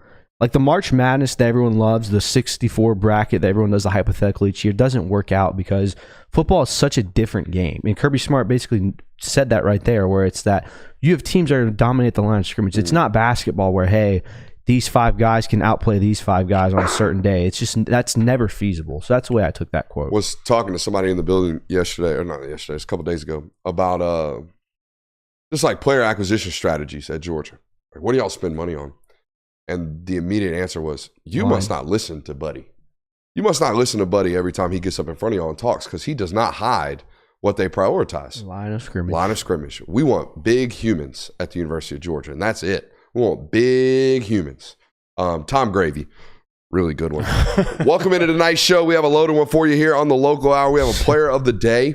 He is a 6'4", 195-pound, 10.83 running SOB, and he needs to end up in the University of Georgia. What happens first? A little good game we're going to play here in a second. The EQ staff, that equipment staff, just loves pulling some They're leg. the biggest troll in college football. And then I have one question to end tonight's show for Josh Brooks. I've never done this. I don't want to be too critical, but I have one question for him, particularly watching what we've watched the last couple of weeks with the college basketball tournament. So have that coming up. But first and foremost, I want to ask you guys to give a quick shout out to our friends over at Prize Picks. If you have not already, head over to prizepicks.com, use promo code Brooks, and you will get a 100% deposit match. What does that mean? You put up to $100, you get instantly matched with $100 right there in your account. I hope Caitlin Clark does the buy wave for the meme purposes, like we saw last year. That would be pretty funny. We'll troll in the troll. Yeah, Iowa's about to win. Oh, she copped out. Oh, dang, She copped out. Dang. She looks like she's about to do it to her bench over there. Yeah, we got the game up, but, see, y'all probably do too. Second screen experience going on here. All right, let's go to the board. Let's talk about this player of the day. His name is CJ Wiley, and I got to be honest, okay, because I always am with you guys. I saw CJ Wiley for the first time when he was 14 years old, okay, at Tony Ballard's quarterback camp. Now, I can't put this photo up on the screen, I doubt, but the first time I saw him, there's no way in hell I'd ever thought he'd turn into this. And even though, he's got NFL bloodlines. Pops played at LSU, played in the league. I think mom was either a hooper or a track runner at LSU as well. He's got tremendous genetics, okay? As you can see by the development. But again, I'm going to be honest with you. I never saw it coming because I saw him early on. It's the great point about seeing kids when they're young. I don't know if can we get that right there? Okay, what you can't see, okay, let's put it right in the camera. Okay. That's him at 14 years old. We can see super linear athlete. He's about 6'3" right there. And I'm going to be honest, kind of moved like a baby giraffe. Okay. One of these kids that appeared, and I don't know this to be factual, appeared to have hit a rapid growth spurt. Okay. Hit one of the, because he hadn't grown a ton in high school. Okay. Physically has really developed, but height wise hasn't stretched out. So when I saw him early on, I thought, maybe a tight end projection here. Okay. He's turned into a freak. Okay, if you're 6'3" running 10.83, you're a guy. You're 100% a guy. So let's watch the tape. Right here, definitely. Bottom left, definitely. Yep. I like to point it out before I point it out. You know what I mean? I like to know. I bet he gonna boss somebody. Ooh. It's a good ball, honestly. Great Luke, catch. But Luke Nickel, one of them ones. We're basically watching Jake Fromm right here play quarterback. I hate that has turned it. There you can see the long speed showing up. That's against Grayson, dude. Yeah. That's against Grayson in a state playoff game. He out here going head top. What a great deep ball from Luke there. The ball's coming straight down on him. Great job tracking it over your shoulder right there against the lights. A little press coverage. You're bailing. No way. Yeah, that's not press. What is that? No way. Why you walked up? That's a great ball. Yeah. Look, man, I like this guy. Luke, he's committed to Miami, okay? Georgia is heavily evaluating this one. Okay, I know it's a loaded 2025 class. A lot of people probably asking about Zollers in the comments tonight if you're not making fat jokes. Probably asking about Zollers, probably asking about other people. This is a quarterback that you are evaluating. I would say he's probably fourth on your board. I would say it goes some combination of Zollers and Juju at the top. Don't know where they see. Okay, I think we're going to find out in 2 days, to be honest with you. If Zollers goes elsewhere, I don't know what that means, but they're going to continue to recruit him and then probably set their sights on Juju and vice versa, right? So we'll find out a lot more there. Aiming to try to get Zollers on the show. Don't want to tease too much, but trying to get him on the channel. He's agreed to do an interview, so stay tuned to that one. But this cat right here is 4. It goes Juju, Zollers, some combination of the 2. Ryan Montgomery, clear spot at 3, and then right here, Luke Nickel at 4. So they're definitely evaluating him, and they like him a lot, particularly from an in-state target. Okay, you can see the speed. It has really developed for such a big guy. The top of that route was incredible. Yeah, and the separation is coming from the late speed. Looks like Collins Hill just setting a 2-shell the whole damn day. Looks like it. And he was just running by folks. It didn't work out very well. No, it did not. This is West Forsyth, so he better be booming on folks here. Oh, Tyler quit football after this one for sure. I mean, he played that about as good as he could have. He tracks it really, really well. You talking about the corner? Yeah. Oh, this is the backup cue in there. Okay, I see you, Dylan. Ooh. I see you, Dylan. Yeah, I know the backup quarterbacks at high school football programs in Georgia. All right, show me some yak. Show me some yak. Jeez. Yeah, boy, you hauling. Oh, he's hitting 10 yards of separation by the end of that. Yeah, buddy, he's pulling off, dog. This is a 100% must-have. Like, you cannot allow this guy to get out of the state for any other reason than you got tremendously outbid. And I don't think that's a kid. This isn't one of those. You know what I mean? That's a great ball, dude. Jeez. My Lord. You can't hide great quarterback play. No. That's a weird depth from the safety and linebacker. I was going to say, you put him on an island pretty much. Yep. And he just, Luke just threw that ball up because he knew he had one-on-one. Yeah, like. And the other thing I love about Nickel, it ain't like he playing in clean pockets, dog. No. Yeah, no. It ain't like he's playing in clean pockets. Nah, a lot of off balance throws. Yeah, a lot of, oh shit, that guy's getting beat. You know? A lot of that going on. Who's this? North Cobb? Looks like North Cobb. Oh, Dart. Oh, break tackle and yak. You ain't That catching this downfield dude. block. Look at that. Yeah, you're not catching this guy. Did he do any kick returning? No, I don't believe so. They have some really, really good, like, two right there is a really good yak guy. The Eastley kid is really, really good as well. So they got a bunch of really fast, twitchy guys where he's more a build, long speed He's guy. got a foot on that kid. Yeah, he two-tapped that as well. I love the positional awareness. Watch him get his feet down at the end. This is against, that looks like Cass High School. Cass his ass. That's what we always used to say. Is that what y'all used to say? That what we used to, I don't know if they're Yeah, you Sequoia Seahawks out here talking a lot of shit, huh? Seahawks. I don't know what y'all's mascot is. I don't watch a lot of Sequoia football. I've had one Power 5 guy since I've been doing this job. Okay. Jeez. That's a nuke. That is an absolute 50-yard nuke. throw. Holy shit. Holy hell. That's ball at the 5? That's a 50-yard throw. That's ball at the 9. 45-yard left throw. hash. Jeez. Dot. Oh, man. I mean, he won a state title in 7A. I shouldn't be surprised watching this tape. That's a good point. You know what I mean? Oh, my. God dang, Jesus man. Christ. I mean, just dropping it in a bucket every time. 99-yard tutty. I mean, CJ must have had 1,200 yards last year, right? Oh, dude, he had more than that. I can pull it up in a second. There he is on the right side. Yeah, he's just running by folks. Top. I think I'm on the sideline. That's. Let's see if we can find my big butt. That's Alpharetta. Oh, I'm back here in the corner. I remember this play. He had 1,468 yards and 14 touchdowns. It's almost 1,500 yards. Jesus. That's 100 a game. Hey, while I'm standing over here, Jay Will and Kirby's helping with some analysis, find me like the best ranked kid from the state of Georgia at the wide receiver position recently. Because, I mean, this to me, I don't remember a guy that they had to have at the spot like this. Like in previous classes? Yes, okay. Previous classes. So I'll go and ask this just because, I mean, he clearly can run by. Did he stay in bounds? I would hope so. He can clearly what? He can clearly run by 95% of anyone in the state of Georgia when it comes to foot. Oh, wait a minute. Yeah. As you want to far know as about route running? as far like as full route free? run, yeah, as far as route running goes, what's You know, he like? he's running track right now, so we didn't get to see him Friday night. Friday Night Lights, the competition that our guy Route King puts on. I would have liked to have seen him out there for those purposes, right? You're not just going to be able to run over or run by everybody there. No. But, you know, played for Terrence last year, plays for a good program in Milton that's, you know, Milton doesn't do simplistic shit. No, Milton's they're a very well-ran organization. It's a great hands catch, dude. That ball's out in front of his body, and he does not once let this thing touch his shoulder protected pads. the ball as well. Look at this. Say what? Watch him tuck it after he has it. Yep. Like they're just punching at it right here. That's Roswell. Yeah, man. I'm not going to say I was unfamiliar with his game. I did not realize. There's a little whip return right there for you, a little slant return. Yeah, but with the bigger guys, that's the one thing you always got to wonder, like, how well do they stop? You know what I mean?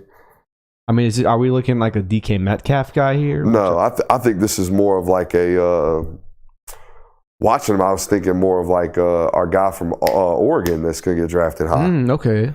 Look at that deep out. Did you watch that? Go back and watch this deep out. He sinks his hips well, too. Like I said, bro, I mean, he played for Terrence last year. Terrence ain't going to let him be some slappy running routes. So, got a new wide receivers coach this year as Terrence took the head job at Mount Vernon. So, I think I got a really good guy in there as well. I'm familiar with this game. So, there's him stopping again. Oh, we'll make you miss. Yeah, that's what we're searching for, the twitch, right? That's a state championship game right there. He's got twitch. Yeah. It's just those first 5. I mean, when you're running by everyone. Okay. There it was. Did you see the separation on the stop right there? Let me watch it again. I mean, this kid gets left 15 yards in the dust. He's getting so vertical, so hard. Yank. Ooh. The corner's 9 yards off by the time he catches that football. Yeah, he's got it. Must have cat right here. And he's blocking? Oh, yeah. Put him on the sideline. Oh, yeah. No. Get me one. Oh, my Lord. 22 mile an hour? Got to be. Right? That's what 21 and a half looks like at least. Right there. Yeah. The second gear just found at about the 18, 20-yard line. Yeah. Yeah, no, that's a different cat right here, bro. Okay, now we're getting in the blocking stuff. I like this. They're up like 30 in that football game. All right, he's a 1. Bro, he a dog. He's a guy. He a dog. Yeah, he's must have. Of the names to come out of Georgia over the past few years, the only ones that I would really find that was like, those are ones that you really honed in on were Mike Matthews and Kojo Antwi. Yeah, he's far more polished than both of those football players. There was a time, say for the first 2 years he was a 5-star, that I thought Mike Matthews was a better safety than he was a wide receiver. Yeah. Now he's going to go he's at Tennessee now. He's going to be a really, really good football player. But he wasn't a guaranteed this is going to work. In fact, he was listed as an athlete. Yep. Right. And most of the times that's because we don't know. He was listed as an athlete at the Under Armour event we went there, I think. Yeah. That's a must-have guy right there. And we wrote an article about him this weekend, and that's the way I titled it. It's like, they have got to land this kid. They got to recruit him like that. And I would imagine they are. Don't know if the LSU ties from dad are going to be a major issue. I think they're going to kind of let son decide on what he wants to do. So yeah, there you go. Hopefully.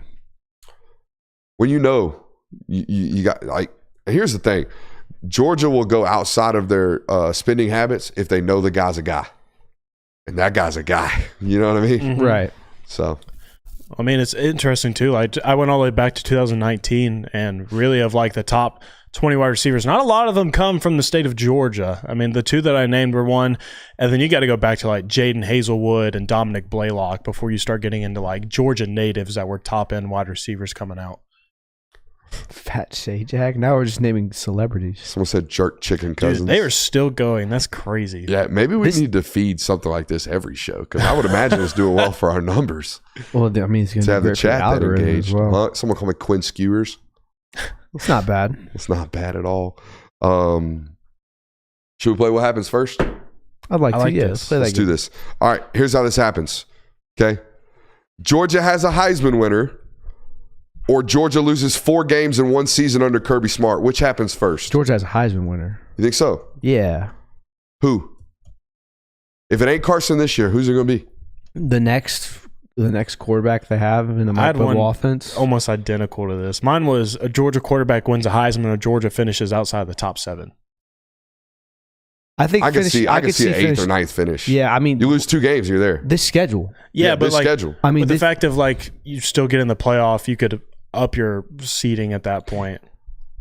Yeah, but I mean, playoff games at that point, it's anyone can win. I could see Georgia losing 2 games this year, being the 8th team in the country, and then losing a final. Yeah, but it's how you finish. It's not just your right, and playoff then but like seeding. but like a round 1 loss. Like I could see that happening more than I could see finishing at what was it, a Heisman winner. Yeah. I could see a Heisman winner. 4 games is a lot. 4 games is a lot. I got one. I think if there ever were a circle this, Georgia might not be preseason ranked number 1. It's next year. Yeah. What do you got? I got one. What happens first? Georgia loses to Vanderbilt, or Georgia wears white helmets in a game? Oh, they wear white helmets. White helmets. Dude, you lose to Vanderbilt. That's the day you burn down the program. They did in 2016. I know, but that's a completely that was different. Mason Vandy. That's a different Vandy. And this is a different Georgia than it was in 2016. Like That's a different Vandy. if Kirby Smart ever rolled out a season and you lose to Vanderbilt, ooh, he might. Yeah. delete Twitter off the phone. I mean, you delete it off for the next 4 months. I mean, good Lord. All right, this is both of these are likely to happen soon, you would imagine. Georgia has a 1,000-yard receiver, or Georgia finally wins the Joe Moore Award. Joe Moore. I think Joe Moore Award. You think it's more likely? I think just the way that Georgia plays their offense, it's not around one pass catcher. Like even last year with Brock Bowers, where the offense pretty much essentially ran through what Brock Bowers was. He wasn't a 1,000-yard receiver. He might have been had he not gotten injured. Yeah. But I don't see Georgia getting a 1,000-yard Plus, receiver. I mean, the way you've recruited offensive line over the years, I mean, Exactly. you're bound to at least win one of them over the next 4 years, you know? You want me to go? I got another one. I can go again.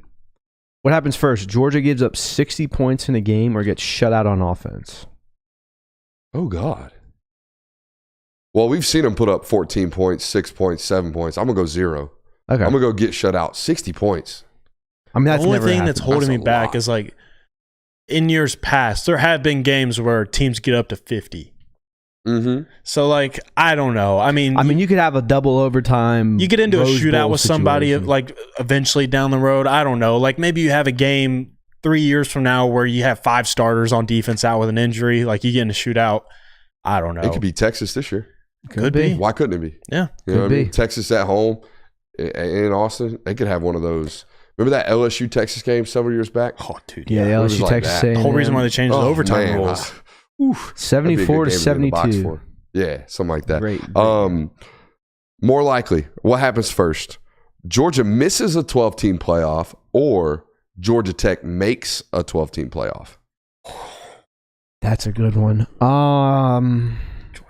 More likely, Georgia finishes 12th in the final rankings, or Georgia Tech finishes 11th. I'm going to go Georgia Tech makes a 12-team playoff, and here's why. Because I think there is some avenue where they backdoor their way into an ACC championship and then win it. Because I do think Georgia Tech's one of these teams that is kind of the middle of the pack right now. Buster Faulkner, we all know what he is as an offensive commodity. So Why can't Georgia Tech be 2023 Louisville? Exactly. Eventually. Like that's One my year, just rationale. grab one. You know what I And mean? then 2023 Louisville, where they beat Florida State in the ACC championship and they make the playoff. He's got 2 more years of Haynes King. Really? 2 more? Yeah. I'm pretty sure. He's COVID got this years, year and man. next year with Haynes King. COVID years, man. Yeah, buddy. You got one? I do have one. A Georgia player finishes with 10 plus sacks, or a wide receiver gets 1,000 yards. 10 plus sacks, I think. Yeah. The It's only either gonna be Kell or Damon over the next 2 years, maybe. I just think that Georgia's defense is set up to a point where that's a much more difficult It is. task. Like it's not. Since just, I've covered him, I think Aziz has the highest at like 7.5. Yeah. So it's just one of those things where, you know, and both sides, like neither one of them are set up for either one of those to Right. really happen. But I mean, I think the defense probably is more likely. Like eventually you keep rolling out these dudes like you have been. Eventually one of them is going to get like 10 plus sacks, especially with 12-team playoff. I mean, you get up into those, you uptick your games. I mean, eventually maybe someone You gets put there. damn near 17 games. You better Yeah. have 10 sacks. Exactly. What happens first? Georgia has another, Georgia, it wouldn't be 15, it would be 17-0. Yeah. Georgia has a 17-0 season or puts another 5 players in the first round of the NFL draft. 5 Ooh. players. I don't know, dude. 5 players in one draft happened 2022 Georgia, or 2021 Georgia, 2020 Alabama, and then you got to go all the way back to Miami and Florida State. Yeah, in the early 17-0, man, 2000s. It though. just doesn't happen very often. 17-0 doesn't happen either. You're right. I like the 5 draft picks. Honestly, they recruit so damn well. yeah. Eventually, I And think and their offense is getting much better. Like 2021 draft was 5 defensive players. It's a good point. Which happens first? Kirby Smart leaves for the NFL, or Kirby Smart retires? Retires. Think so? Kirby's finished. Wait, you better drop something that we don't know. No, Yeah. I'm just saying. Like I think every great football coach, and just like every great athlete, I think they have a disproportional sense of who they are. I think they have a different level of confidence than normal human beings walk around the earth with, where they think any task in this world I can conquer. And that's something that I think it's more likely that Kirby looks at a job in the NFL and says, I'm the one to fix that, or I can go win on that level just to prove that I can win on that level, than it is for Kirby to just walk away from coaching football. I think we should put a caveat here. Which happens first? Kirby retires, Kirby goes to the NFL, or Kirby's the head coach at Brunswick High School for like $250,000. Brunswick. The Wick. That's where he's from. Oh, no, That's from Bainbridge. Yeah. Bainbridge. I would say it's option C. Yeah. But I mean, that's essentially retiring from college football. Like, Yeah, but you're he's not still coaching because I think this is a human, and what I'm trying to get to, I think Kirby's a human that just he gonna have to scratch it the rest of his life. right. Exactly. But I think that Kirby Smart is much more likely to say, I don't want to coach in a major league anymore and just go down to a high school, and would be, I want to go to the NFL. I fully believe that he plans on finishing his career in Athens, Georgia. His professional career in Athens, Yeah. Georgia. Kirby would be a great NFL GM now that I think about it. Think so? You think I so? think so, yeah. I think he would be. That's a job about relationships. Yeah, I think he likes having control too. You know who are much. great NFL general managers? People persons. Yeah. So yeah, maybe. He's a good people person, obviously. Y'all have any more? I got one more. I do not have any more. What happens first? KJ Bolden playing time or Ellis Robinson playing time? I'm gonna go KJ Bolden. Bigger need there. Yeah. But, I mean, I don't know. It wouldn't surprise me if they both got on the field at the same time. Like, I mean, who's to say that you're not up 30-0 in one of these games early in the season? Shoot, you jump out 14-0 on Clemson. You might go ahead. Hey, and let's roll throw them the out young there. guys in for a Let's series, see what they happens. do. I think you're going to have a Oregon 2022. I don't know if I said this the other day on the show or not. You said it in another platform. You said it before that you think is going to be I think there's going to be a hey, let's just throw him out there. Let's just see if he can figure it out. Let's see if he's a gamer. You know, kind of like they did with Malachi against Oregon. I don't think Malachi was meant to play the whole game against Oregon because Dan Jackson got the start, got like 2 full series. Yeah. And then they threw Malachi out there. 3 plays later, he turns around and makes one of the craziest interceptions you've ever seen. And it's like, well, we can't take that guy out. He almost had another one in the red zone. People forget about that. Yeah. Oh, yeah. Him against Franklin, I think. Yeah. Knocked the ball down in the end zone after getting more. Like, they ISO'd him. They tried to get him. But, yeah, no, you're right. I think there's going to be a Justin Sherbert. I think there's going to be a moment where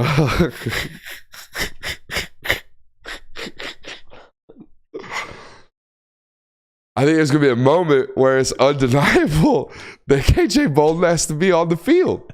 Yeah. Matt Stafford and Justin Sherbert are the 2 top seeds right now. We're going to have to go back, though, and look through the comments of all the ones we missed, though, because every time I look at the chat, like, it's all refreshed. The and YouTube everything. comments are going to be good. Dude. Yeah. I can't wait for that. What were we talking about? You're talking about Malachi Starr. Yeah. Maybe seeing that throw with him out there. KJ. I think it's going to happen against Clemson. I think against Clemson, there's going to be a time in that football game where they're like, hey, let's see if KJ or let's see if Ellis, well, probably not Ellis because y'all are right. I think there's so much, so many guys that have to get playing time in that corner room that might threaten to leave anyways. Yeah. So I think it's far more, not only for need, but availability, far more likely that KJ's the guy that they throw out there and try to figure out. Because, man, when you're a 5-star football player like this, it's not just physical traits. It's when you get on the field, you're a different human than other people, right? You're a playmaker. You're a gamer. You're an absolute gamer. So there's that. Now, the equipment staff, they stay trolling. Straight trolling. Trolls. And they did it today, 152 days to kickoff. Random ass number to pick. 152 days. And right on the 152 days to kick off, talking about getting ready, they put a picture of a black uniform. And I'm going to tell you what, I've been doing this for a long time. Ain't nothing y'all read more than uniform articles. I don't know what it is. Kids get arrested. Y'all win national titles. Y'all have real newsworthy shit that Google loves. But boy, do y'all love reading about them uniforms. It's top articles we ever write. Uniforms. So every time the equipment staff trolls, I troll with them. We write the articles too because it is paramount to our business. And I have told them this. Some of the equipment staff listens to the show and they'll say something to us, during their after games or whatever. And I'm like, man, I got to quit with the black jersey thing. I got to stop. And he's like, no. I'm like, you know what? Don't stop. Never stop. Always do it. Do it more, because I turn them into articles every single time. Georgia fans are like dogs and squirrels. Or like anytime a dog sees a squirrel, it's like, oh, squirrel. But then anytime black jerseys, it's like, oh, black jerseys, we're going to wear them, maybe, this week. Against Clemson, maybe? We might get black jerseys? It's that, and then it's, no, we can't. They're cursed. Yeah. No black jerseys, please. Black jersey bad. You guys must not remember Alabama. 08. When was it? Yeah, oh, wait. Attaboy. So, yeah, there's that. All right. Zollers and Mason Short both set to commit on April 4th. Zollers is a toss-up. I'm going to be honest with you. I don't know what's going to happen there.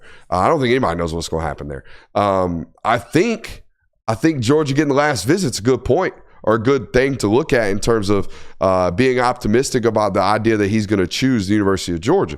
We'll find out a little bit more from Matt, I would imagine, Wednesday when we talk to him, or at least is scheduled to talk to him.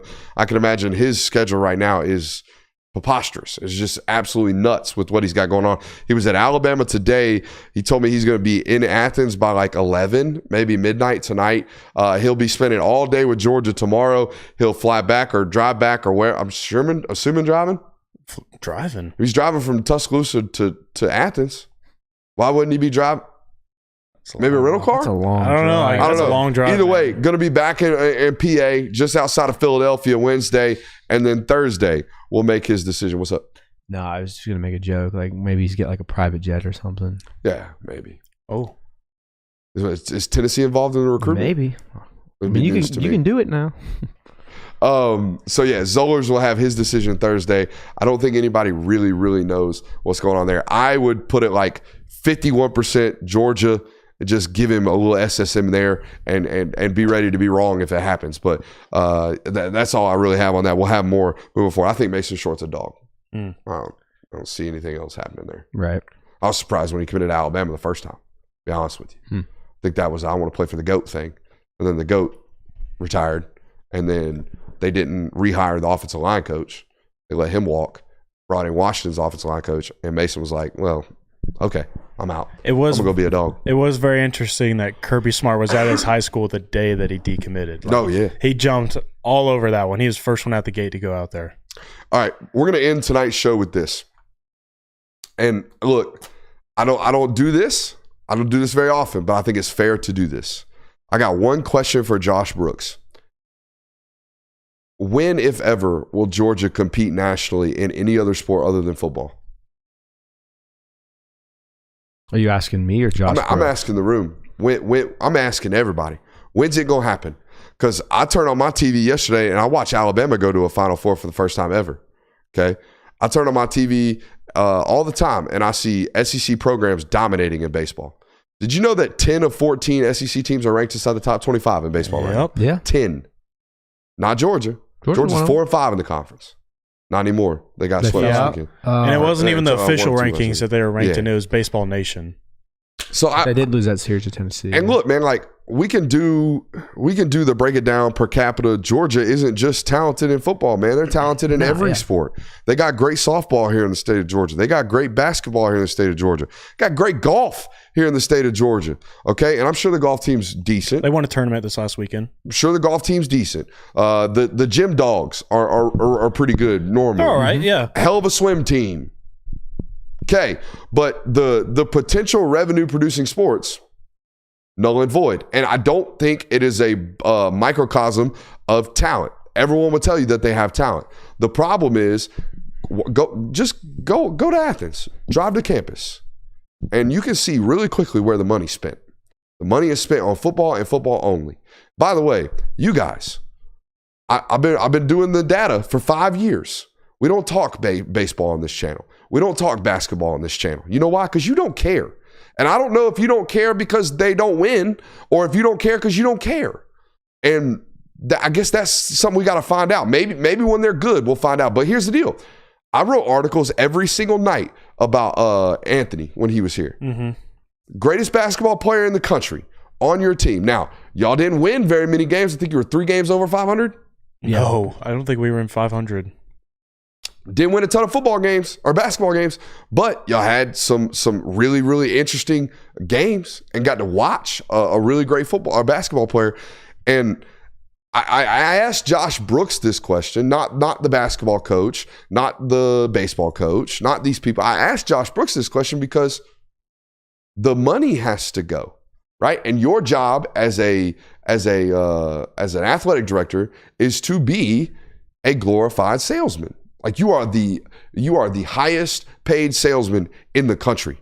Okay, your job is to make people invest their money into those sports and make sure those sports are ran properly. I think he's done a tremendous job in hiring. I think Mike White's a hit. I think Wes Johnson's a hit. Just talking about baseball and basketball. However, the facilities, man, the facilities have got to get better. And here's the problem with that statement. We're in a time period now in college athletics where ain't nobody spending money on facilities because we don't know what it's going to look like. We don't know if the actual revenue producer, football, might just detach itself from us. So we can't be spending tens and hundreds of millions of dollars on building a baseball facility. But the reality of the situation is, if I am a premier baseball player in the state of Georgia, okay, I play for the East Cobb Astros, or I play for Team Elite, or I play for whoever, I am a dominant top 100 baseball player. You know what I get to do? I get to go on visits just like everybody else. And one weekend, I'm in Athens, okay? I'm up there. I'm looking at the facilities up there at Foley Field. And I realize, oh, they got a batting cage over here for the hitters just like my high school field does. It's not like a full indoor. They don't have like everything. It's a, 6,000 seat stadium? Yeah, Yep. Okay. And then the next weekend, guess where I go? Because I'm a top 100 baseball recruit. Guess where I go the next weekend? I go to Mississippi State. And Mississippi State's got a 26,000 seat stadium.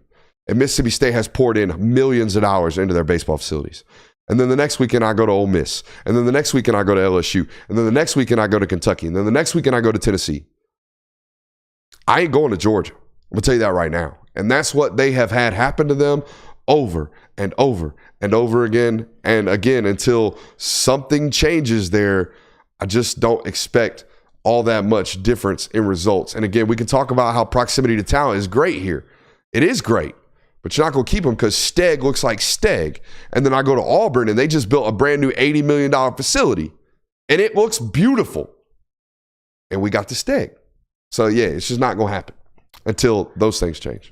Yeah, I mean, it's the same thing we've been talking about for the last 10 years when it comes to these types of things. I mean, it's just, it doesn't live. I mean, when I went to Kentucky, it was like, that's Rupp Arena. Like that's what their basketball stadium looks like. I mean, it's night and day compared to what Georgia has. I mean, Georgia still recruits well. I mean, they don't have a lack of talent, but they just haven't been able to put all the pieces together. Like I think their 2025 baseball class is 8th in the country right now. They got some really good players. They got a kid from Parkview that's really good. So they have good players. It's just you got to put all the pieces together to really get this thing rolling. Hey, look, this is a totally different conversation if COVID doesn't happen. Yeah, right. You probably have some type of Omaha appearance, you would imagine. Emerson Hancock's pitched tonight for the Seattle Mariners, throwing fuzz. Now they would have had it, okay, but that's not the reality of where we're at now. Right. The reality of where we're at now is you're Georgia in football, and you're the equivalent of Mississippi State's football program in every other sport. And again, I don't know if that's going to change, but I think the most important thing is that he has made great hires. Yes. There's no doubt about that. So you give him the credit there. And I asked the question of Josh Brooks because it's his to change. I think it's McGarrity's problem. Yeah. Right? McGarrity had 15 years to figure this shit out and never did. So, or however long it was. He was here for a good decade. Good long bit, time. Yeah. So basically all of Mark Richt's tenure, I believe. Could be better. Could very much so be better there. Shout out to Aaron Murray for actually agreeing to something. April 12th, put it in your calendars. I think I'm feeling good on confirmation. I'm thinking Prince Avenue. Hey, we'll see you tomorrow.